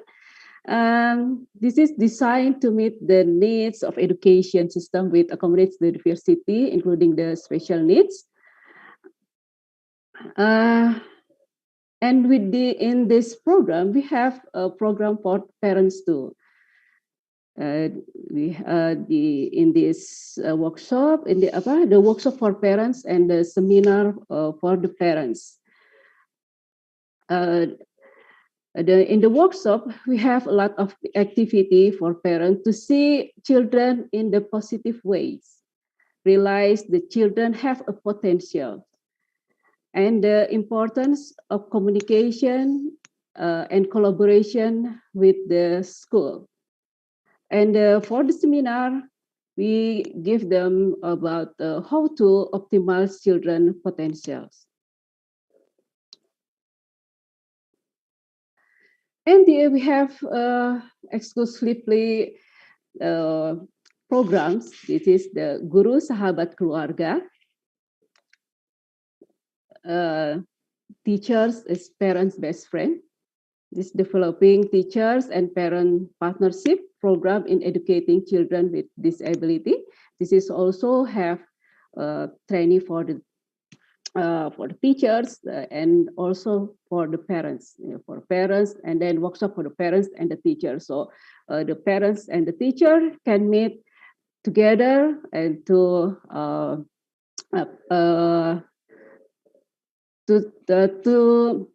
speak heart to heart what the problem is. Okay. And the last is ruang bersama. in this this is an online forum discussion. Before it, we have the parenting community, but because of the pandemic, we have Ruang Bersama.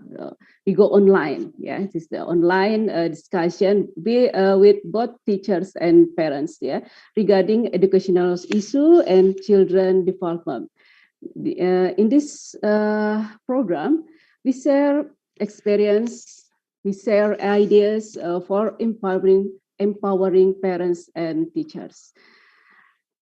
Okay, thank you. That's all, Ms. Suhaila. Thank you. Thank you. Hi, Madam Miss Rose. Welcome, Miss Rose, our sign language interpreter. Okay, thank you, Madam Handajani. You have shared story about Ibu Siti Korea. Siti Korea, yes, Yeah, is MDPI student as teachers. Wow, Yeah. that's amazing. Is she here with us today? Another superhero? I think in the YouTube. Oh, YouTube. Madam Yes, Ibu Siti Korea. because he is in Banten, another province. I see. If you are here, Ibu Siti Korea, do say hi to us. And okay, here's a great opinion from our viewer in Facebook, Dodi Imanuddin from Indonesia, who said that parents must be committed to mentoring children with special needs and helping them to become independent. Yes, Dodi, Yes. well said, definitely. Yeah. Thank you for sharing that, and thank you, ya Ibu Handajani. Thank you, Ms. Laila. Thank you. And to our viewers on Facebook and YouTube, if you have any questions or comments, please do share in the chat box. I shall read them later. Okay, ladies and gentlemen, we have come to the end of our first session. Okay, what I can conclude is that every school should and will promote the partnerships that will increase parental involvement and participation in promoting the social, emotional, and academic growth of children with special education needs. However, despite the significance that we have heard earlier from the three wonderful speakers, the practice for parent-teacher collaborations are not easy, right? Because scholars have reported that the parent-teacher relationship is sometimes superficial or distorted, right? Because some parents are lack of willingness to participate, and perhaps the intimidation by teachers' qualifications. Okay, these are some of the feedback from previous studies. But fret not, we have invited two super moms with us today for today's webinar to share insights on how they make parent-teacher collaboration a success. Right? So first superhero mom is Madam Junika Sugiarse from Indonesia, a parent of children with special needs. From her 4 children, 3 of them are boys and are children with special needs. Her eldest son has ADHD, the second son has Down syndrome, and the last child was diagnosed with PDD-NOS. And at the same time, her only daughter, the third child, is in the second semester in one of the best universities in Indonesia. Her background education is in economics, but because of her children with special needs, she has decided to participate in various seminars, training, and communities to learn on how to help children with special needs. She started a school in 2010 for special needs children inside Anugerah School, especially for children with Down syndrome, where the purpose to build the school was to help friends of her sons whose parents had difficulties in finding suitable schools. The Inside Anugerah School concentrates on training the students to become independent in daily activities as well as financially independent, and in addition, they also provide activities in dance and music. Wow, that is truly inspiring and remarkable to know. Apa kabar, Ibu Junika? Alhamdulillah, baik. Thank you for joining us. We are absolutely thrilled to have you with us and listen to your wonderful sharing. So with that, I invite Madam Junika. The floor is yours. Silakan, Ibu. Thank you, Mrs. Suhaila.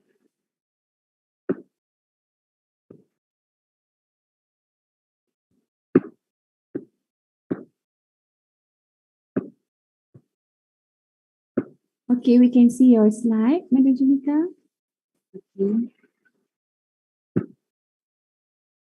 Okay.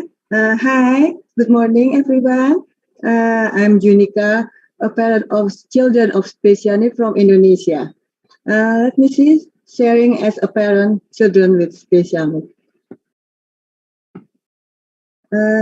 Let me introduce our family. We are blessed with 4 children, and 3 of them are children with special needs. My eldest son has ADHD. Now he's studying at a private university.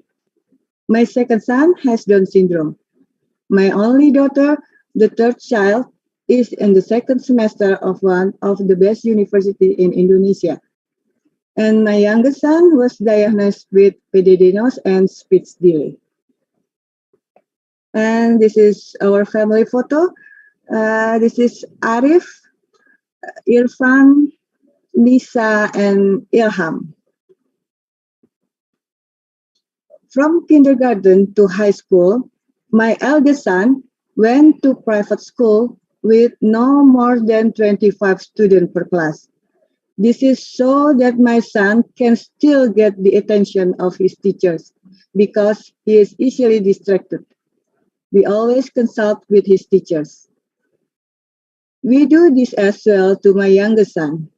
For now, in order to able to focus on learning, we registered him to homeschooling. Cooperation with the teacher and school need to be intensive. Irfan, my second son, has Down syndrome. He studied at a special needs school because he used to have a behavioral and cognitive problems. He couldn't be accepted in regular or inclusive school. And this is Irfan. My son has Down syndrome. He is 21 years old. Down syndrome is a genetic disorder caused by the presence of all or part of a third copy of chromosome 21. It is usually associated with physical growth delays, mild, moderate intellectual disability, characteristic facial feature. So from Wikipedia, there is no cure for Down syndrome. Education and proper care have been shown to improve quality of life. Some children with Down syndrome are educated on typical school class, while others require more specialized education. This is Irfan current schedule. He is practice playing djembe in Sanggar Djembe Insan Anugrah. Djembe is a kind of a percussion instrument. He is practice traditional and modern dance at Sanggar Tari Insan Anugrah. They join with hip hop and K-pop dance at Gigi Art of Dance. He joined online painting class and he practiced as a barista at Rumah Ceria Down Syndrome or RCDS by Potats. Potat is community of parent children with Down syndrome. And now he helping assisting at Sekolah Insan Anugrah, such as guiding students, creating attendance, sorting out files. And this is Irfan's achievement. Second place in group dance competition at PLB Expo 2013. Second place in group dance competition at Acara Karya Anak Bangsa 2017. Second place in group music competition at SDSD Potats 2018. First place in coloring contest at Anak Mandiri Foundation Banten 2018. And first place in coloring batik contest at Kerisker in 2019. Irfan has 2 months internship as a customer greetings at Garuda Indonesia in 2019. And he first honorable winner in coloring contest at Pik Potats Jawa Barat. He also second place in Down syndrome Got Talent over age category over 90 years old. And internship program at RMBT Outlet on 20 and 21. And the last but not least as second place at Down Syndrome Got Talent 2022 and general category over 19 years old.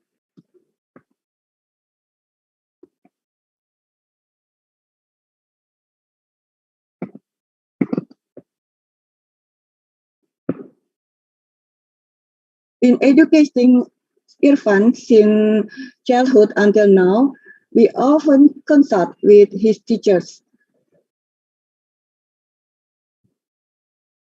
Even though as parents, we sometimes feel that we know more about our children than anyone else. However, there are things that escape our attention. For example, the talents or potential of the child. Parents do a major role in educating their children, but parents also need guidance from professionals, including teachers. Joining the community of parents with special needs children is also very helpful. We can share with and care for each other.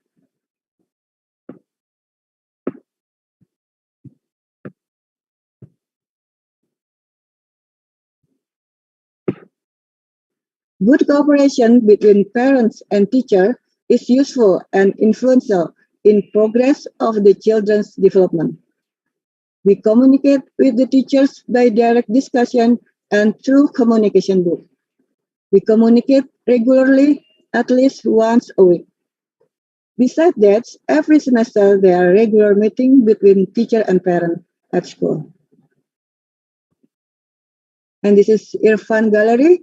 The first picture is Irfan when he joined internship at Garuda Indonesia as a customer greeting at the airport. And this is Irfan's internship in R&BT outlet. And this is when he won first place as a competition coloring motif batik. This is when they won Down Syndrome Got Talent in 2021, and this is in 2022. In 2021, he practiced as a barista, and in 2022, he assessed with assistant of the teacher at school. And this is the meeting between parents and teacher every semester in our school. And this is in parent involved teach a photography class for the children at school. And this is my presentation. Thank you, Mrs. Suhaila. Thank you, Madam Junika, for sharing your remarkable stories of your wonderful children. Do convey our salam and say hi to them from SEAMEO SEN. And we are certain that your story has definitely inspired so many other parents and teachers out there. Okay, looks like we have feedback from Cikgu Wan Muazzam from Malaysia, who says here that sharing between teachers and parents, dreams and goals bring us closer together. It opens up the opportunity to grow a deeper connection and communication. When you dream together, it builds trust, passion, and a visual for the future, strengthening your bond for our special learner. Well said, Cikgu Muazzam. Thank you so much for your wonderful sharing. Okay, we have received questions in the chat box that we will share later during the Q&A session.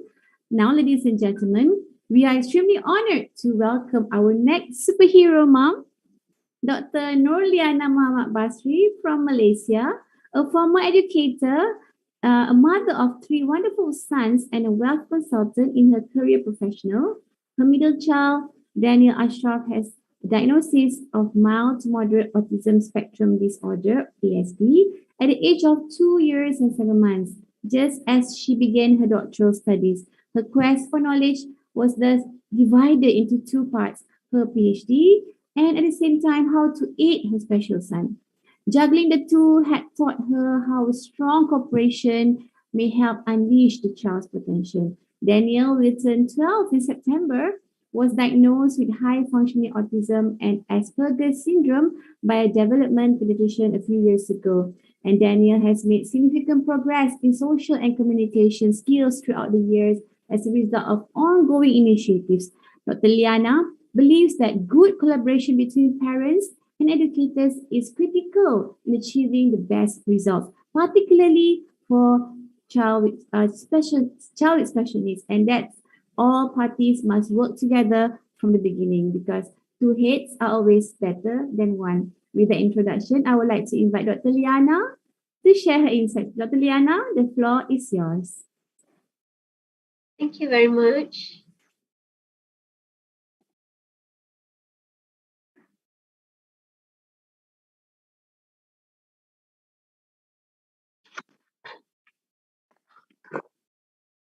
Thank you, Ms. Suhaila. Assalamualaikum and very good day to all of you. I'm honored to be given this opportunity to share my perspective as a parent on the collaboration with teachers.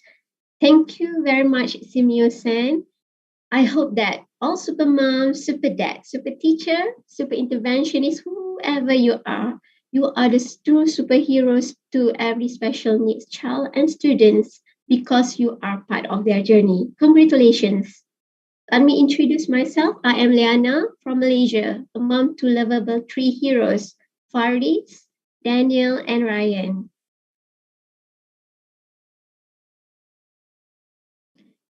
Okay, today's sharing is about my second child, Daniel Ashraf.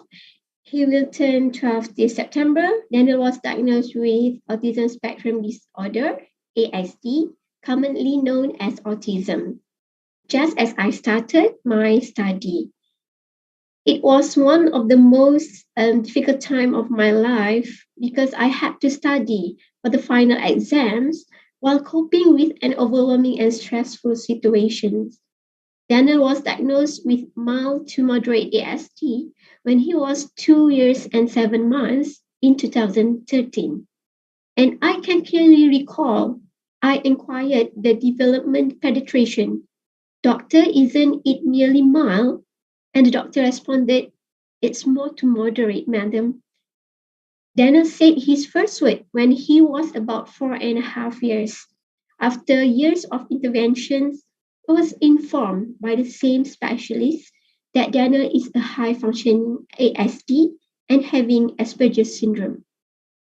Besides having low confidence level, Daniel also facing great difficulty in social interactions and communications. These are the main concerns before enrolling Daniel to a mainstream school.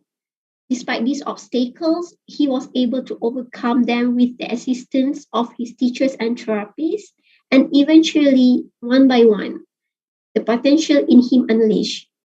And among his achievements are first position in class when he was in Standard 2 in 2018, silver medal for kangaroo math competition is a national level math competition recognition in 2020 when he was in Standard 4. And the most recent one, he was going to represent his school in a Malay storytelling competition at district level.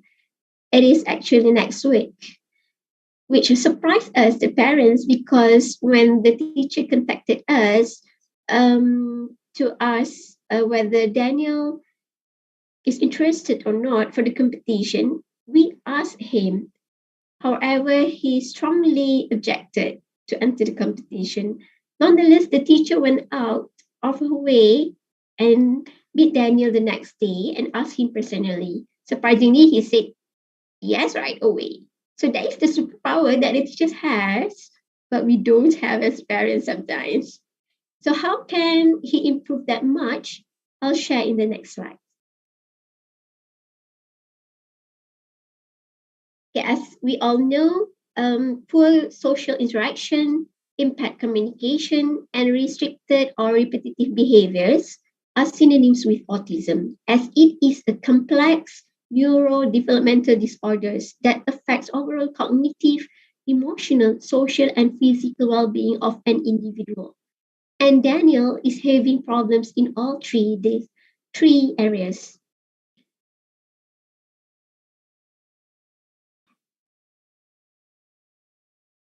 There go the collaboration. Collaboration to me means working as a team to achieve common goals.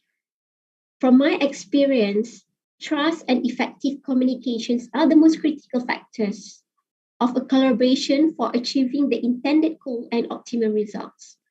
Trust is about managing expectations, and those expectations must be reasonable, achievable, and sometimes we as parents must lower our expectations. When there is an issue involving our child, it is difficult for us to regulate our anger, remain calm, and to avoid communication breakdowns. However, if we trust the third party with whom we leave our child with, we will be able to make more rational decisions rather than pointing fingers and blaming others. Daniel is the first special needs student to enroll at his current school, which is SKS 20 Shah Alam in Standard 1. Thus, I feel obligated to notify the class teacher if anything goes wrong. Except for this year, every year I went to the school on the first day of school to met the class teacher to give a brief explanation about my son.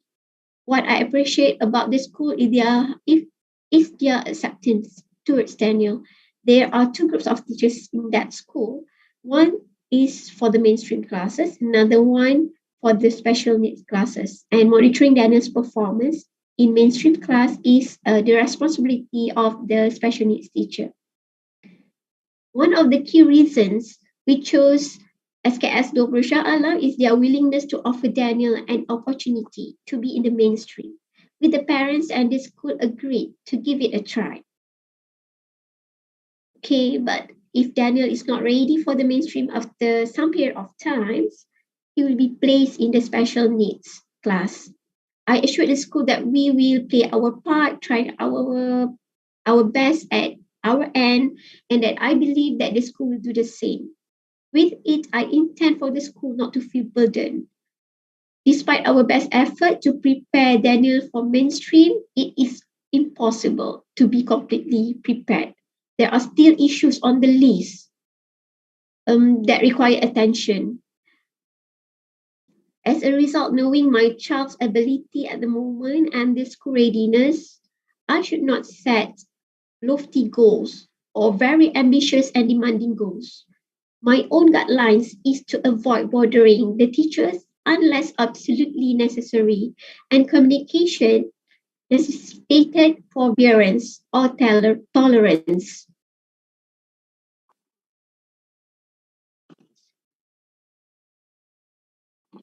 Okay, and what and how I've done on the collaboration with the teachers. While the routine collaborations are expected and common, the daily collaboration that we have with the teachers, I would like to share two initiatives that have had the greatest influence on boosting Daniel's social interactions and communications, as well as taking his confidence to the next level.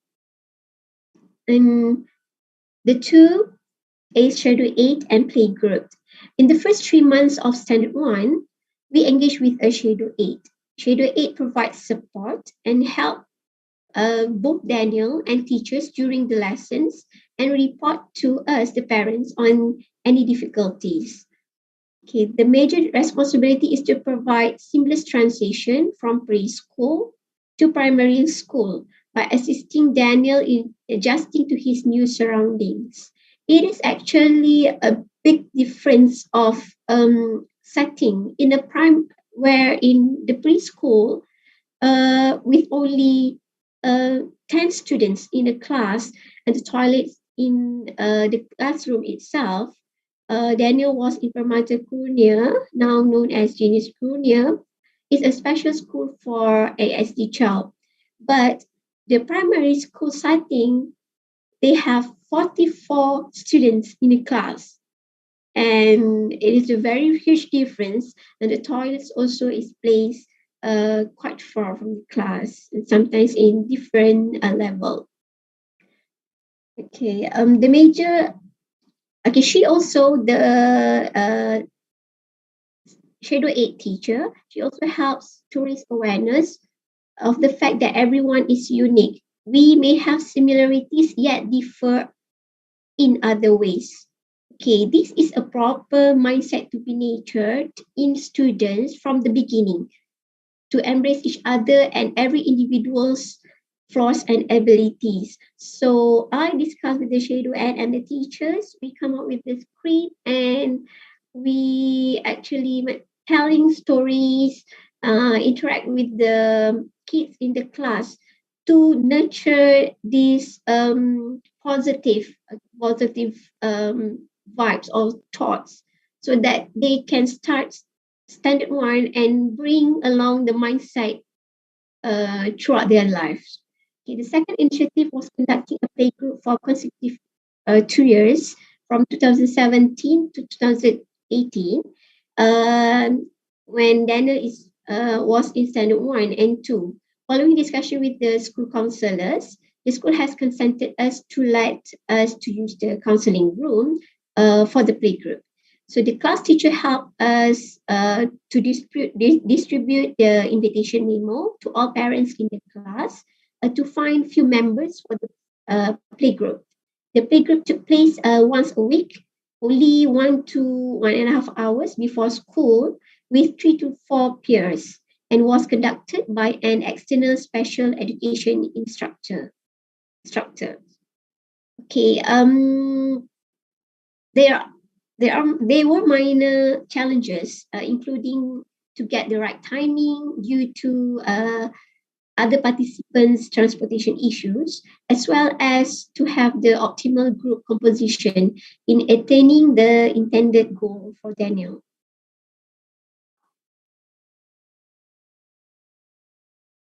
So that is the picture in the slides. It's one of the picture during the playgroup setting. Okay, this is my last slide. Okay, effective collaboration have increased Daniel's confidence and made him feel more at ease when he is at school. Furthermore, lowering anxiety is one of the outcomes that has a significant impact on Daniel's self-talking. Daniel had been talking to himself, self-talk, until standard 3 or 4. Acceptance by his classmates improved over time and has a favorable impact on Daniel's academic and curricular performance. I am a firm believer that it needs a village to raise a child, and that great teamwork is the consequence of mutual trust and effective communications. Parents and teachers usually are the two important parties who spend most of the time with a child. Okay, your child's potential cannot be simply calculated. Okay, when it is scholarly in nature, it actually extends beyond that. Your child might be good in academic, may not be good in academic, but they may be good in some other areas. They may be good in arts, gardening, or even babysitting their smaller siblings. I believe that every advancement should be celebrated, even a very small, tiny improvement. Because to our eyes, it might be small, very small, but to them, our special needs child is a very big thing to them. Appreciation might take the form of kind words, motivations, bodily acts such as hugging, kissing our child, or material rewards. You know your child better. With that, thank you very much. Assalamualaikum. Waalaikumsalam, Dr. Liana. Thank you so much for the enlightening session. It should be noted that you mentioned, quote unquote, the teacher provided Daniel with the opportunity. Indeed, very profound statement from Dr. Liana to reflect that the teachers, they have sparked that light and they were the one who get the ball rolling for Daniel. And similar to Madam Junika, Dr. Liana too has shared very meaningful engagement and involvement as a mother with your child's teacher. So do send our salam and hi to Daniel from us all in SEAMEO SEN. Sure, inshallah. Thank you. Thank you. So ultimately, speakers, superheroes, today's session is definitely amazing. We have received so many feedback from the chat box in YouTube and Facebook. To our viewers, thank you for your active participation to this excellent effort from the speakers and interesting, very important topic indeed on parent-teacher collaboration. And if I may add, as teachers, one will always be able to solicit the support for all parents. And from the speakers, only what I've learned from the speakers is only until one communicate with one another, they will find out more about each other's views, perspectives, and yes, we look forward to teachers welcoming parents as potential partners and parents welcoming teachers as potential partners, where they walk hand in hand for their collaboration and they unite as superheroes united, and understand their significant roles. So thank you so much to all our speakers for today. Okay, I would like to move on to the Q&A session, question and answer. We have here from Shirley Ikwa from Philippines. Thank you so much. Okay, she says here, I am a college instructor handling special education subjects and also a mother of a child with special needs.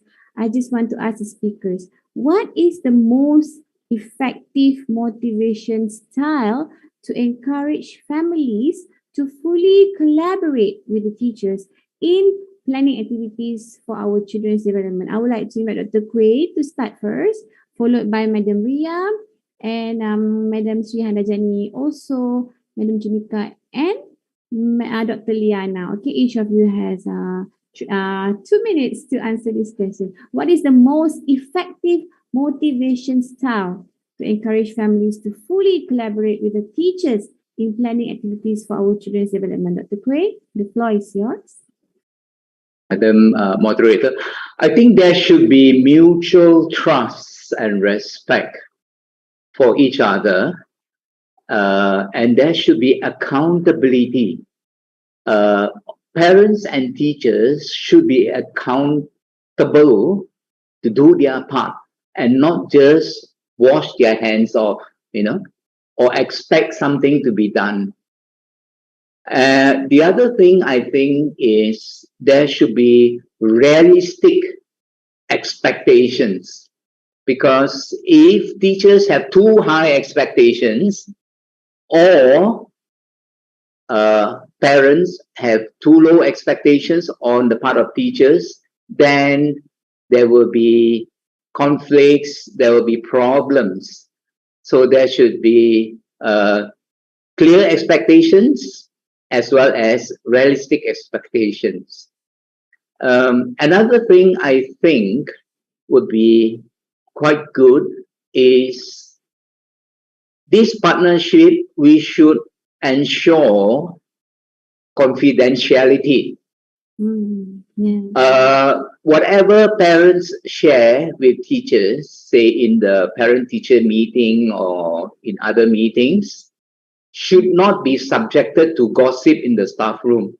From my personal experience as a teacher educator, my students in special education were posted to schools for their practicum, and they go through the process of interviewing parents, and the teachers, regular teachers are there, and somehow or other, one or two teachers speak about a particular child's family issues. So we should respect and we should ensure that there is confidentiality, particularly on sensitive matters, because all families have problems. This is part of life.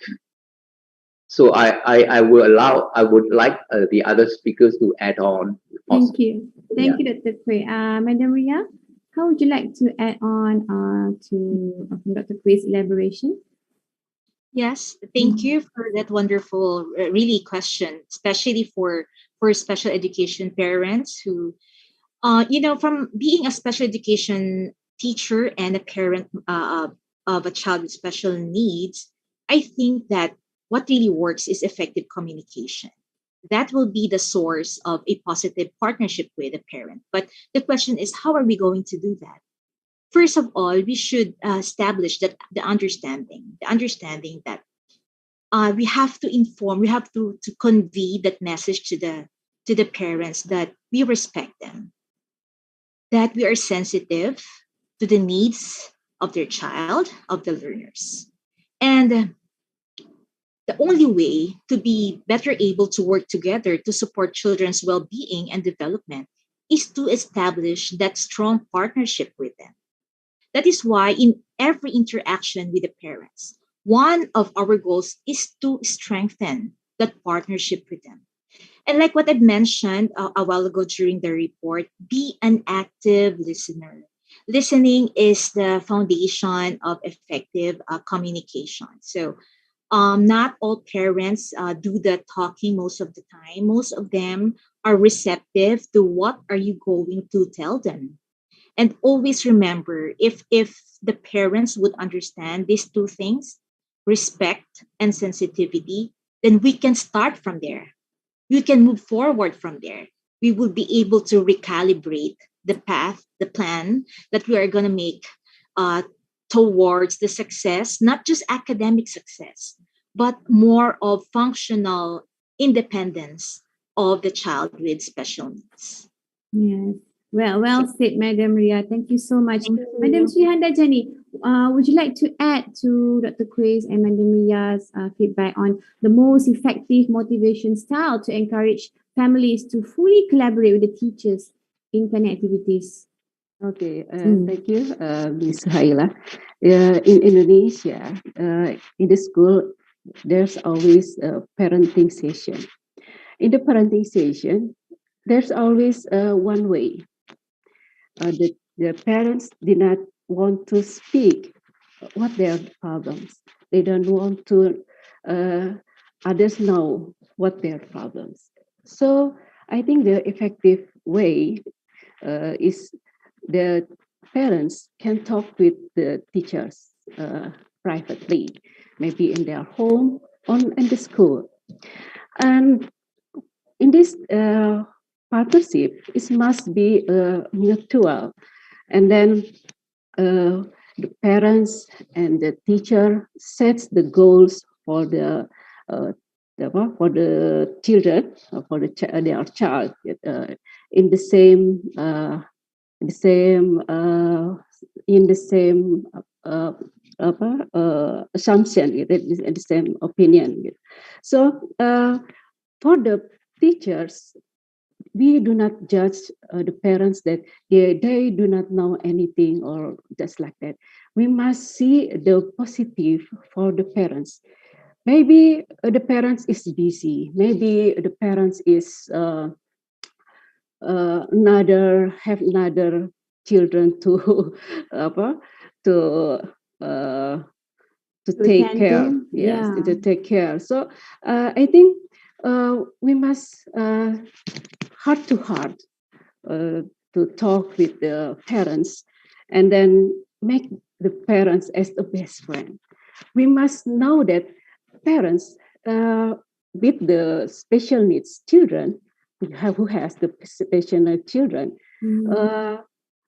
the teacher must know that their position, the parents' position. So the teacher have to be empathy. What if we are as the parents? So in this collaboration, the teacher and the parents will be mutual and will be understand and always seek the solution with the parents and what is the best. We can talk heart to heart and always be a good listener for the parents. Thank you, Madam Srihanda Jani. I'm sure it all boils down to both parents and teachers empowering one another for the benefits of the children. Okay, so for the second question from Shirley from Philippines. I would like to address this question to Madam Junica and Dr. Liana. Okay, what do you think are the reasons why parents prevent themselves to collaborate with the teachers? I like this question. What do you think are the reasons, as parents yourself, what do you think are the reasons why other parents prevent themselves to collaborate with the teachers? Madam Junica? Are you muted, Madam Junica? Okay. Maybe as the parent, they feel sometimes they feel that we know more about their children than anyone else. But sometimes we miss their talents and process. We must open mind and open heart to discuss with the teachers. Sometimes we miss their potential. Like Irfan, potential of barista, that know is his teacher. I know the skill from the teacher. That's the parent have to be open discussion heart to heart with the teacher. Yeah. Thank you. Thank you, Ibu Junica. Dr. Liana, would you like to add to that question? What do you think are the reasons why parents prevent themselves to collaborate with the teachers, Dr. Liana? This is just my personal opinion. One, maybe there are still parents who are still in denial. Actually, they can't accept the disability of their child. So if they collaborating means that we want to work on something to actually improve on our child. But if you are refusing, you are still in denial, so it's hard to move forward. And another thing is, I agree with Madam Junica just now.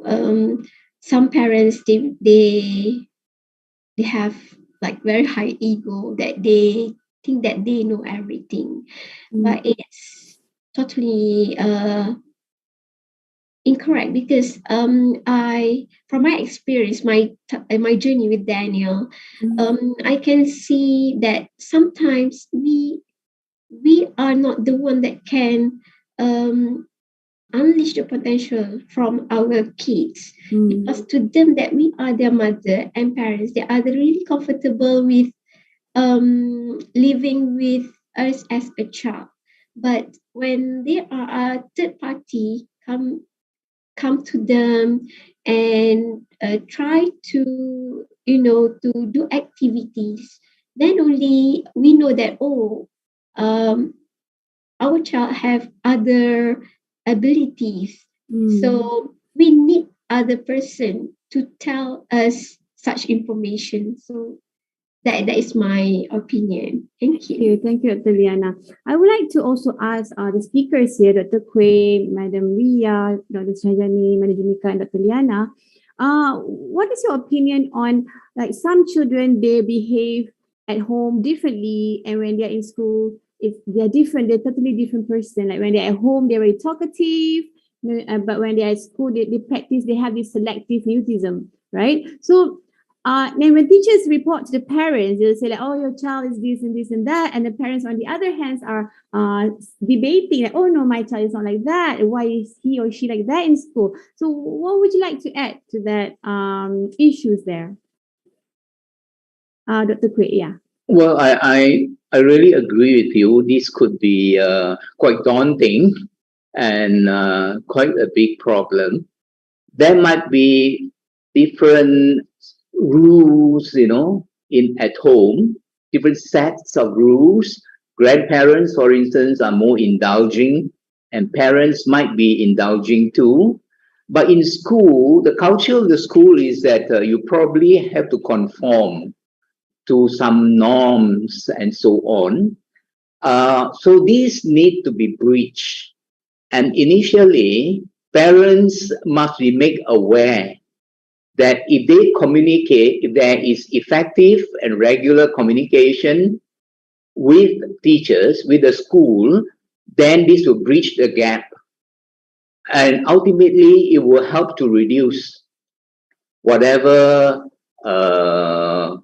tension, anxiety that the child may have in a different environment in the school.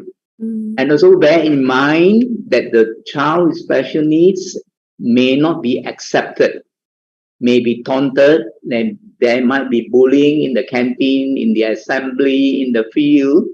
So hence, this will cause the child with special needs to have some amount of inappropriate behaviors. So by regular and direct communication between parents and teachers, I think the problem will gradually lessen. Parents will learn more from the teachers on how to cope or how to teach or how to manage behaviors at home. Even from other professionals like educational psychologists. So essentially, it's a teamwork. Yeah, teachers, of course, regular and special education teachers, plus other professionals might come in as well. So teamwork. And one has to be patient because you cannot overnight change something. Yeah. Child with special needs, they take their own good time. Yeah. So we should not give up as parents and as teachers. Bit by bit, we try our best and we hope for improvement over time. Now, all this has to be recorded. That means I believe that teachers must do active and continual recording of data and share with parents. And find out from parents exactly what was at home, what's happening at home. Why? Because something may trigger as antecedent to the child's selective mutism in school and so on, and other inappropriate behaviors. So, yeah, I will end here. There may be other viewpoints. Thank you. Great from piece, my colleagues. great piece of advice there, Dr. Kui. How about Madam Ria? Yes, thank you for the question. I would like to relate that or to integrate that with the ways of for effective communication. Why does that happen? So if there are like behavior differences at school and at home, the question is, how are we going to convey or to relate to the parents such a situation or such behavior? First of all, I would always remind myself, I would always tell my fellow teachers, it's best to keep our expectations realistic of what can be done at home and at school. Because you see, we can inform the parents of what is taking place, and we could tell them that what's taking place inside the classroom or in the school.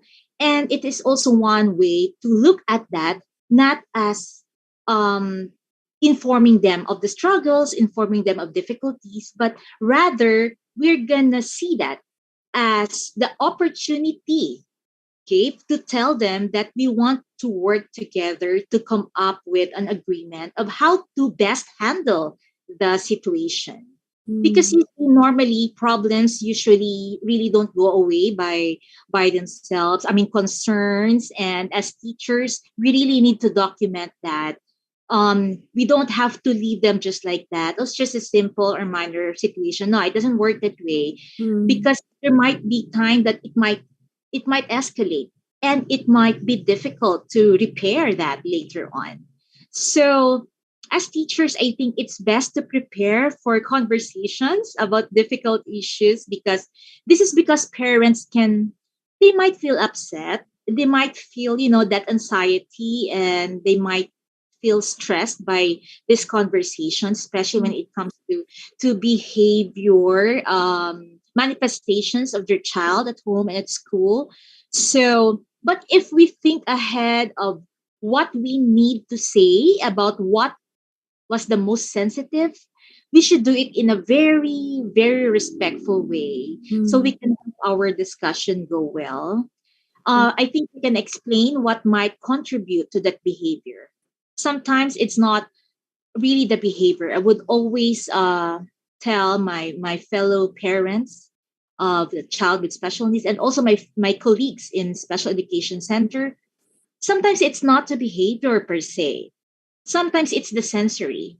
They have sensory issues. So let us not dwell on why do they have these behavioral problems? Why is he so aggressive? Why is he doing those tantrums almost every day?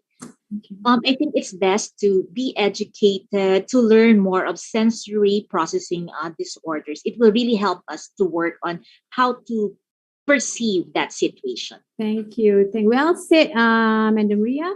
Madam Hanajani. Okay, thank you. I have this case about the mutism children in the inclusive school and in the elementary school. The children just sit in his chair in the classroom, never go away, never go to canteen or to toilet during the school. Yes, during the school. And then I asked the parents, because we must know what the roots of the problems. We must know why the children behave like this. So I talked to the parents. And then I asked the parents, is the children never have a friends in their home? Yes. He never have a friend. He always at home. Always at home. So, but at home, the child talk, not in the school. So, what's the problem? So, and then the parents, I talked with his mother, say that, what are you afraid of? She said that I have epilepsy. So if we know the root of the problems, we can make programs for the children. Yeah. Bottom line is communication. Yeah. Yes. Yeah. Yes. We must know. We talk to her and then, oh, that's the problem. Because she afraid. Because she afraid is nothing happened with him in the outside. So we are when the teachers make a program for her for the child, child.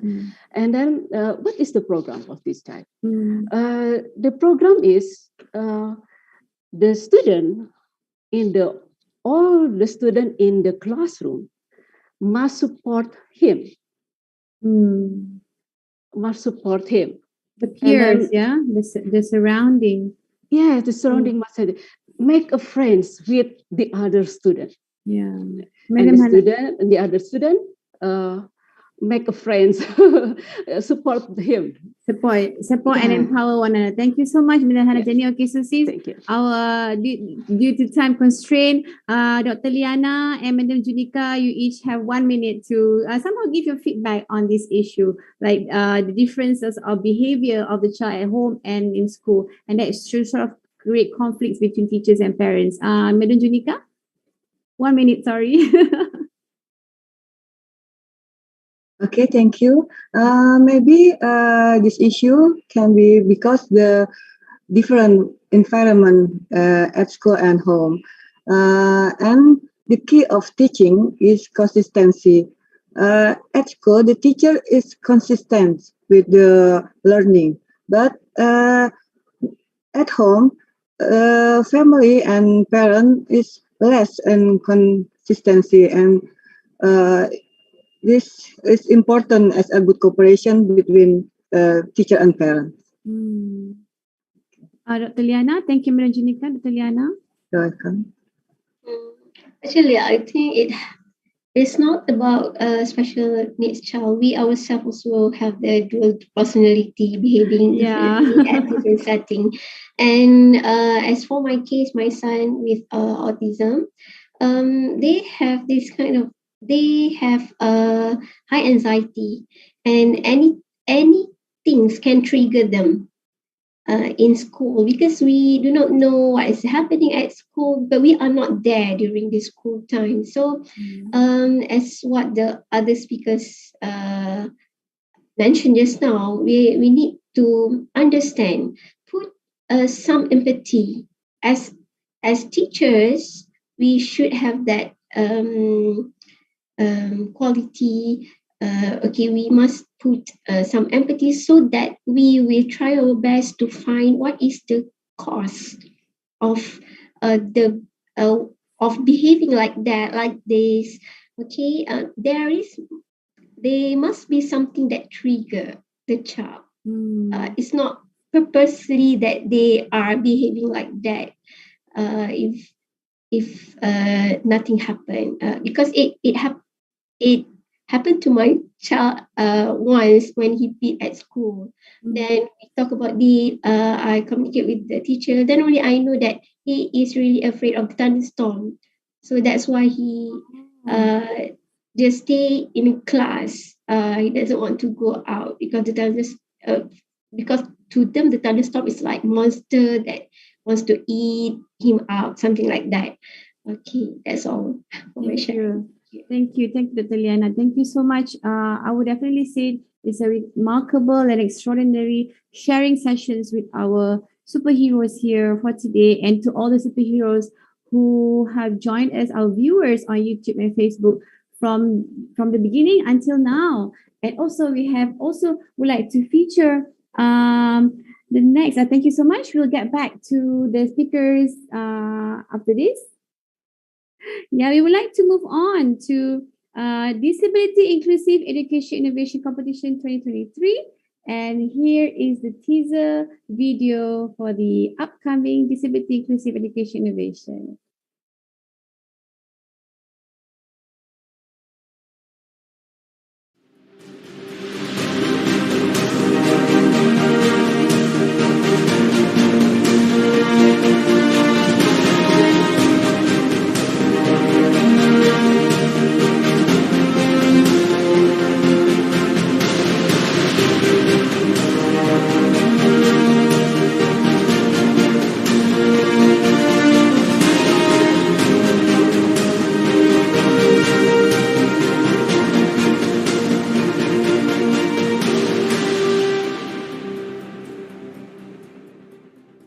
Thank you. Moving on, ladies and gentlemen.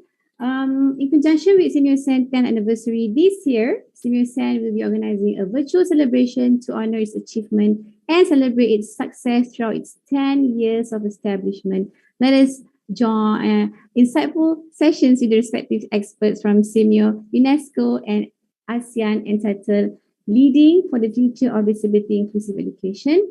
The event will be on the 18th of June 2022 from 10:30 a.m. to 1 p.m. Malaysia time, and e-certificate will be awarded to the registered participant who complete the evaluation form.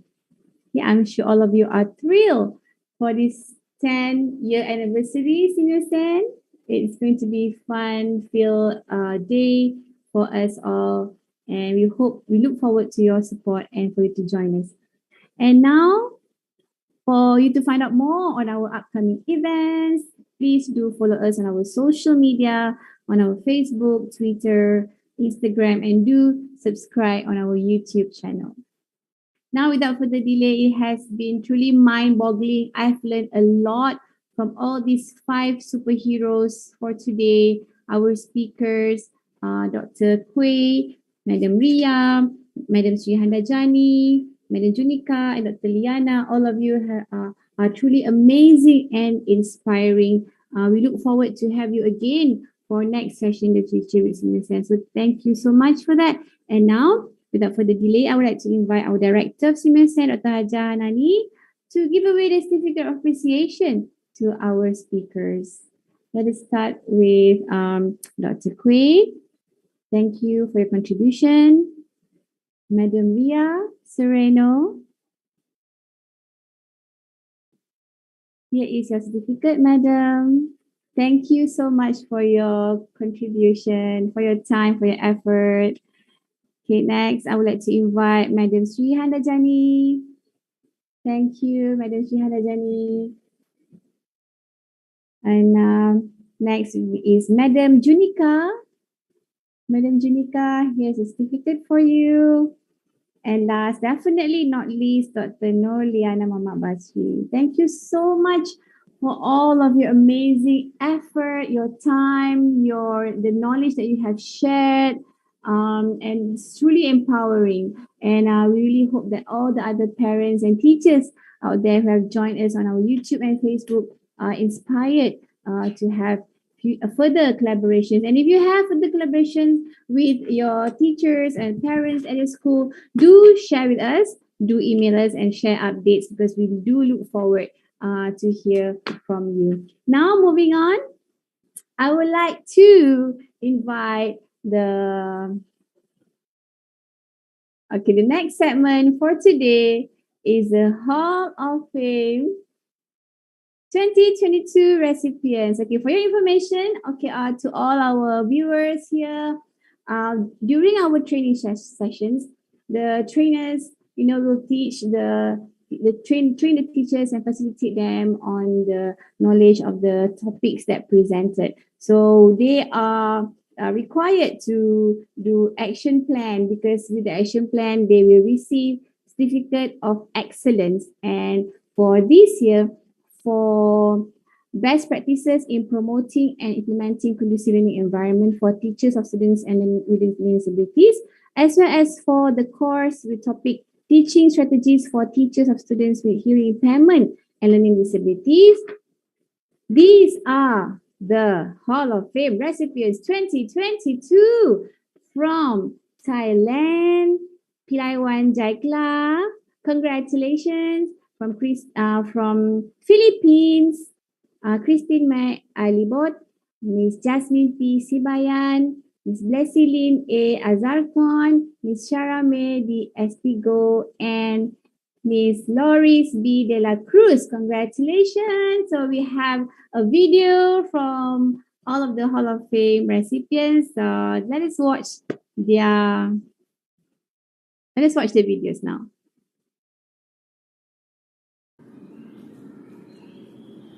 Sawadee. I am special education teacher from Thailand. My perspective in special education is that everyone have ability to learn, especially special children too. I have strongly believe in special education teachers are the key thinker to providing effective intervention for children inappropriate for their individual ability, their learning style, and their limitations. Moreover, special education teachers also help to improving family understanding and be a part of building knowledge and understanding in family empowerment in order to make the children live in society happily. That's why we are powerful.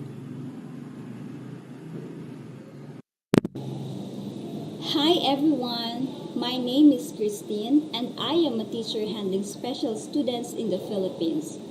I am very grateful to have participated the recently concluded SEAMEO SEN training course entitled Teaching Strategies for Teachers of Students with Hearing Impairments and Learning Disabilities.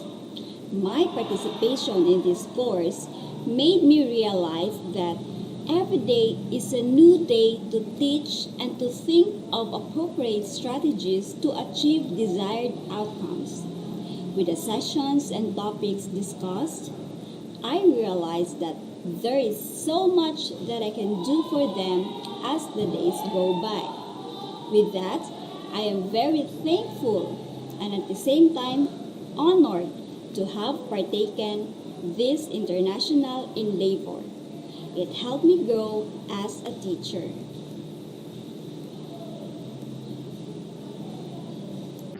Mabuhay! It's Jasmine P. Sibayan from the Philippines. I am blessed to be part of the Hall of Fame 2022 by SEAMEO SEN.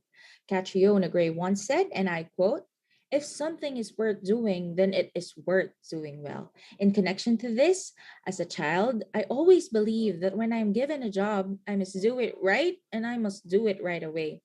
I believe that these were the reasons why I gained a spot in the Hall of Fame 2022. On top of it, I am thankful to the seminar because it required intense effort among the teachers. In return, our love for special education flourished more. To this date, I am grateful to the organizers because I was able to learn different teaching strategies from all over Asia.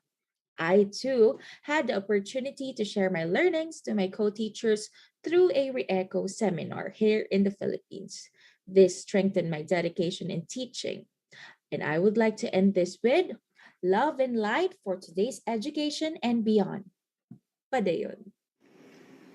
A very warm appreciation and thanks to SEAMEO SEN for conducting trainings to teachers of special education. I am blessed and privileged to be chosen as one of your scholars for your 3-day training entitled Teaching Strategies in Teaching Learners with Learning Disabilities and Hearing Impairment. From it, I learned and was reminded of so many effective teaching strategies that can be applied to my deaf learners. Many myths and misconceptions about my deaf learners were busted that made me more motivated, excited, and enthusiastic in teaching them in face-to-face and virtual classes. Sharings from my co-educators ignited my passion and dedication to teaching. Thank you, SEAMEO SEN, and God bless.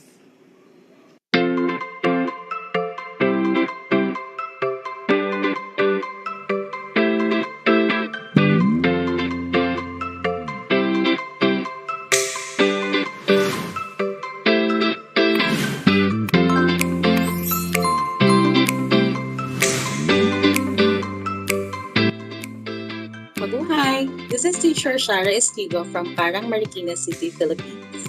COVID-19 pandemic and distance learning has been a challenge for many teachers and students. We got stuck, we're stagnated, and there are lots of questions of whys and what ifs because we are uncertain on what would this pandemic will bring us, especially to us educators and students. I just want to share how SEAMEO SEN has helped us develop teaching strategies for our students with hearing impairment and learning disabilities from the lectures, breakout rooms, brainstormings, and discussions. This made me realize that no matter what happens, there's always more to learn and ways that we can continue to grow, especially if you are a SPED teacher. We have to learn more and endure all the challenges that life has thrown us, not only for our lovely students, but also for ourselves, because life is all about growing and developing. Mabuhay!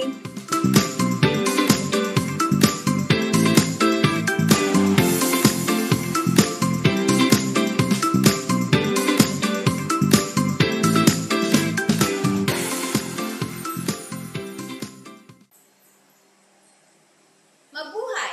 This is Teacher Luis from the Philippines. Together with our Special Education Center in the province of Pangasinan, Philippines, we would like to express our sincere gratitude to the entire SEAMEO SEN team. It was indeed a worthwhile experience to be one with our fellow Southeast Asian friends in championing our advocacy for the special education program. We learned a lot from you guys. Congratulations and thank you so much.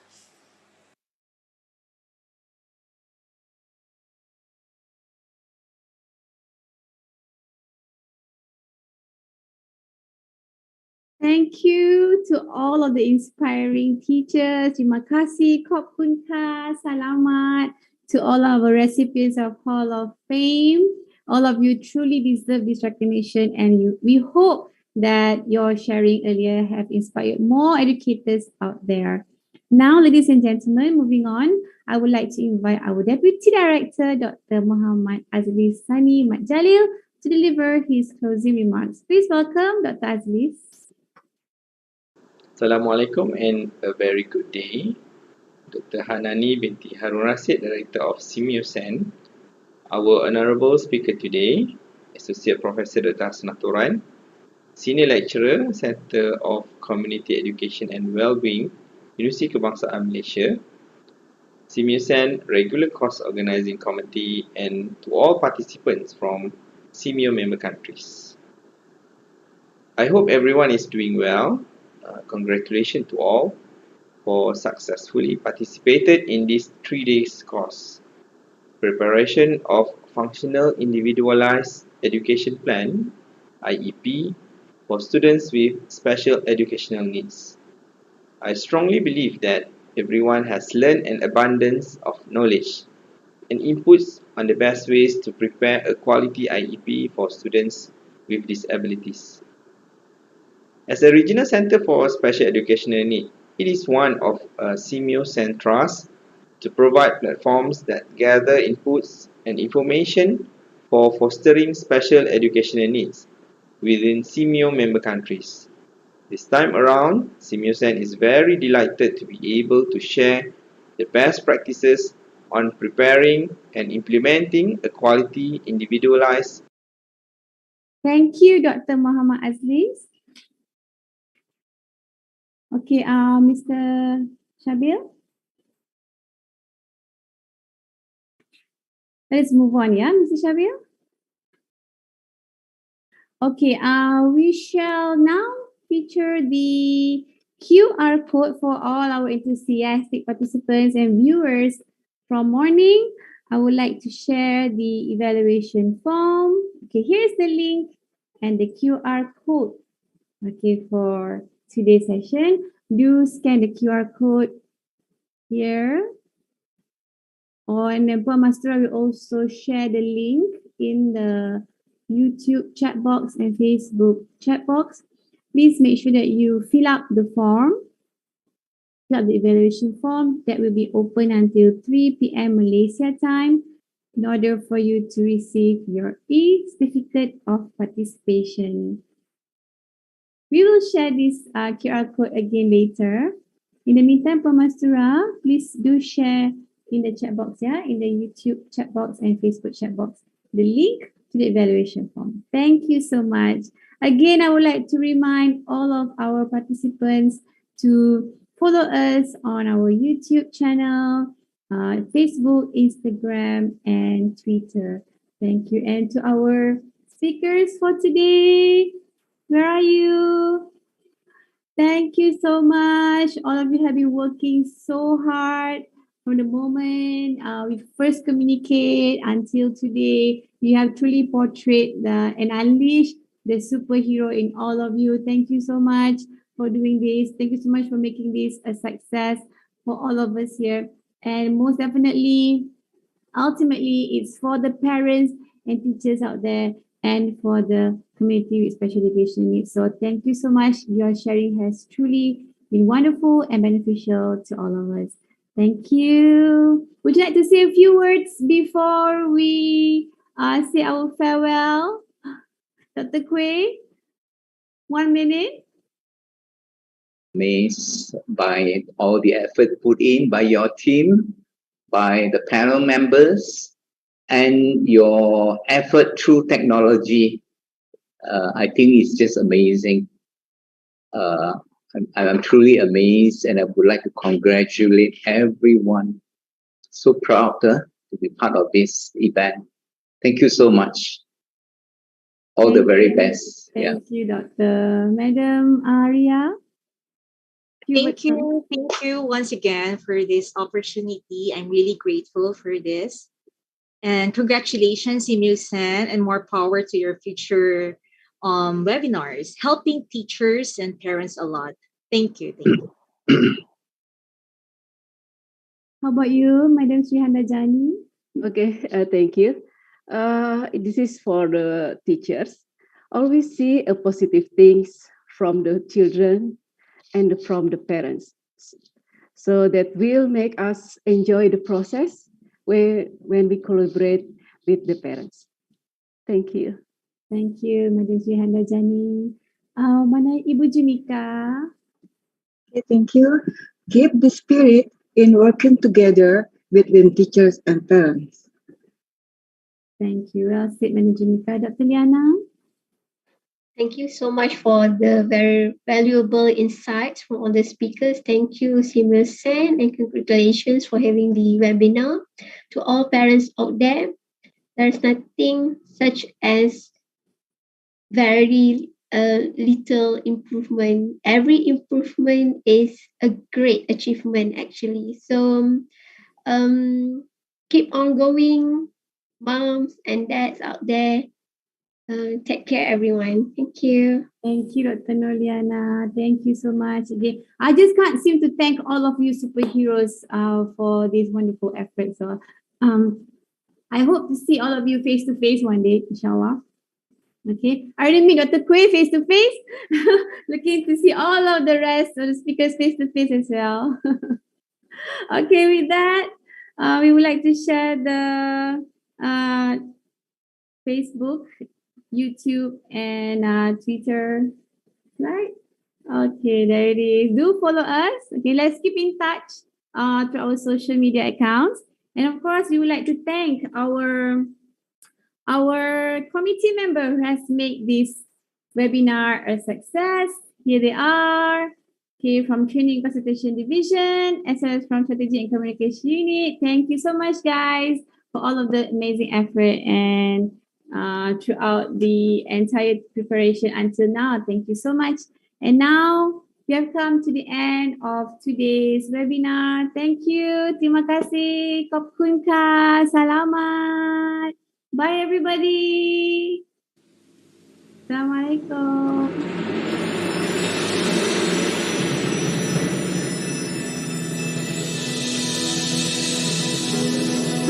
It's time to open our eyes to a bright and promising future. We'll rise to the call of the times and create a stronger tomorrow. Let's start to make a difference, teaching everyone to learn through science, health, and technology. We will share our expertise by promoting knowledge and policies. We can build a better world. Let us take a stand for our visions alone, making future plans for the people to grow in a life filled with happiness and dreams. Here at SEAMEO, building the future is our legacy.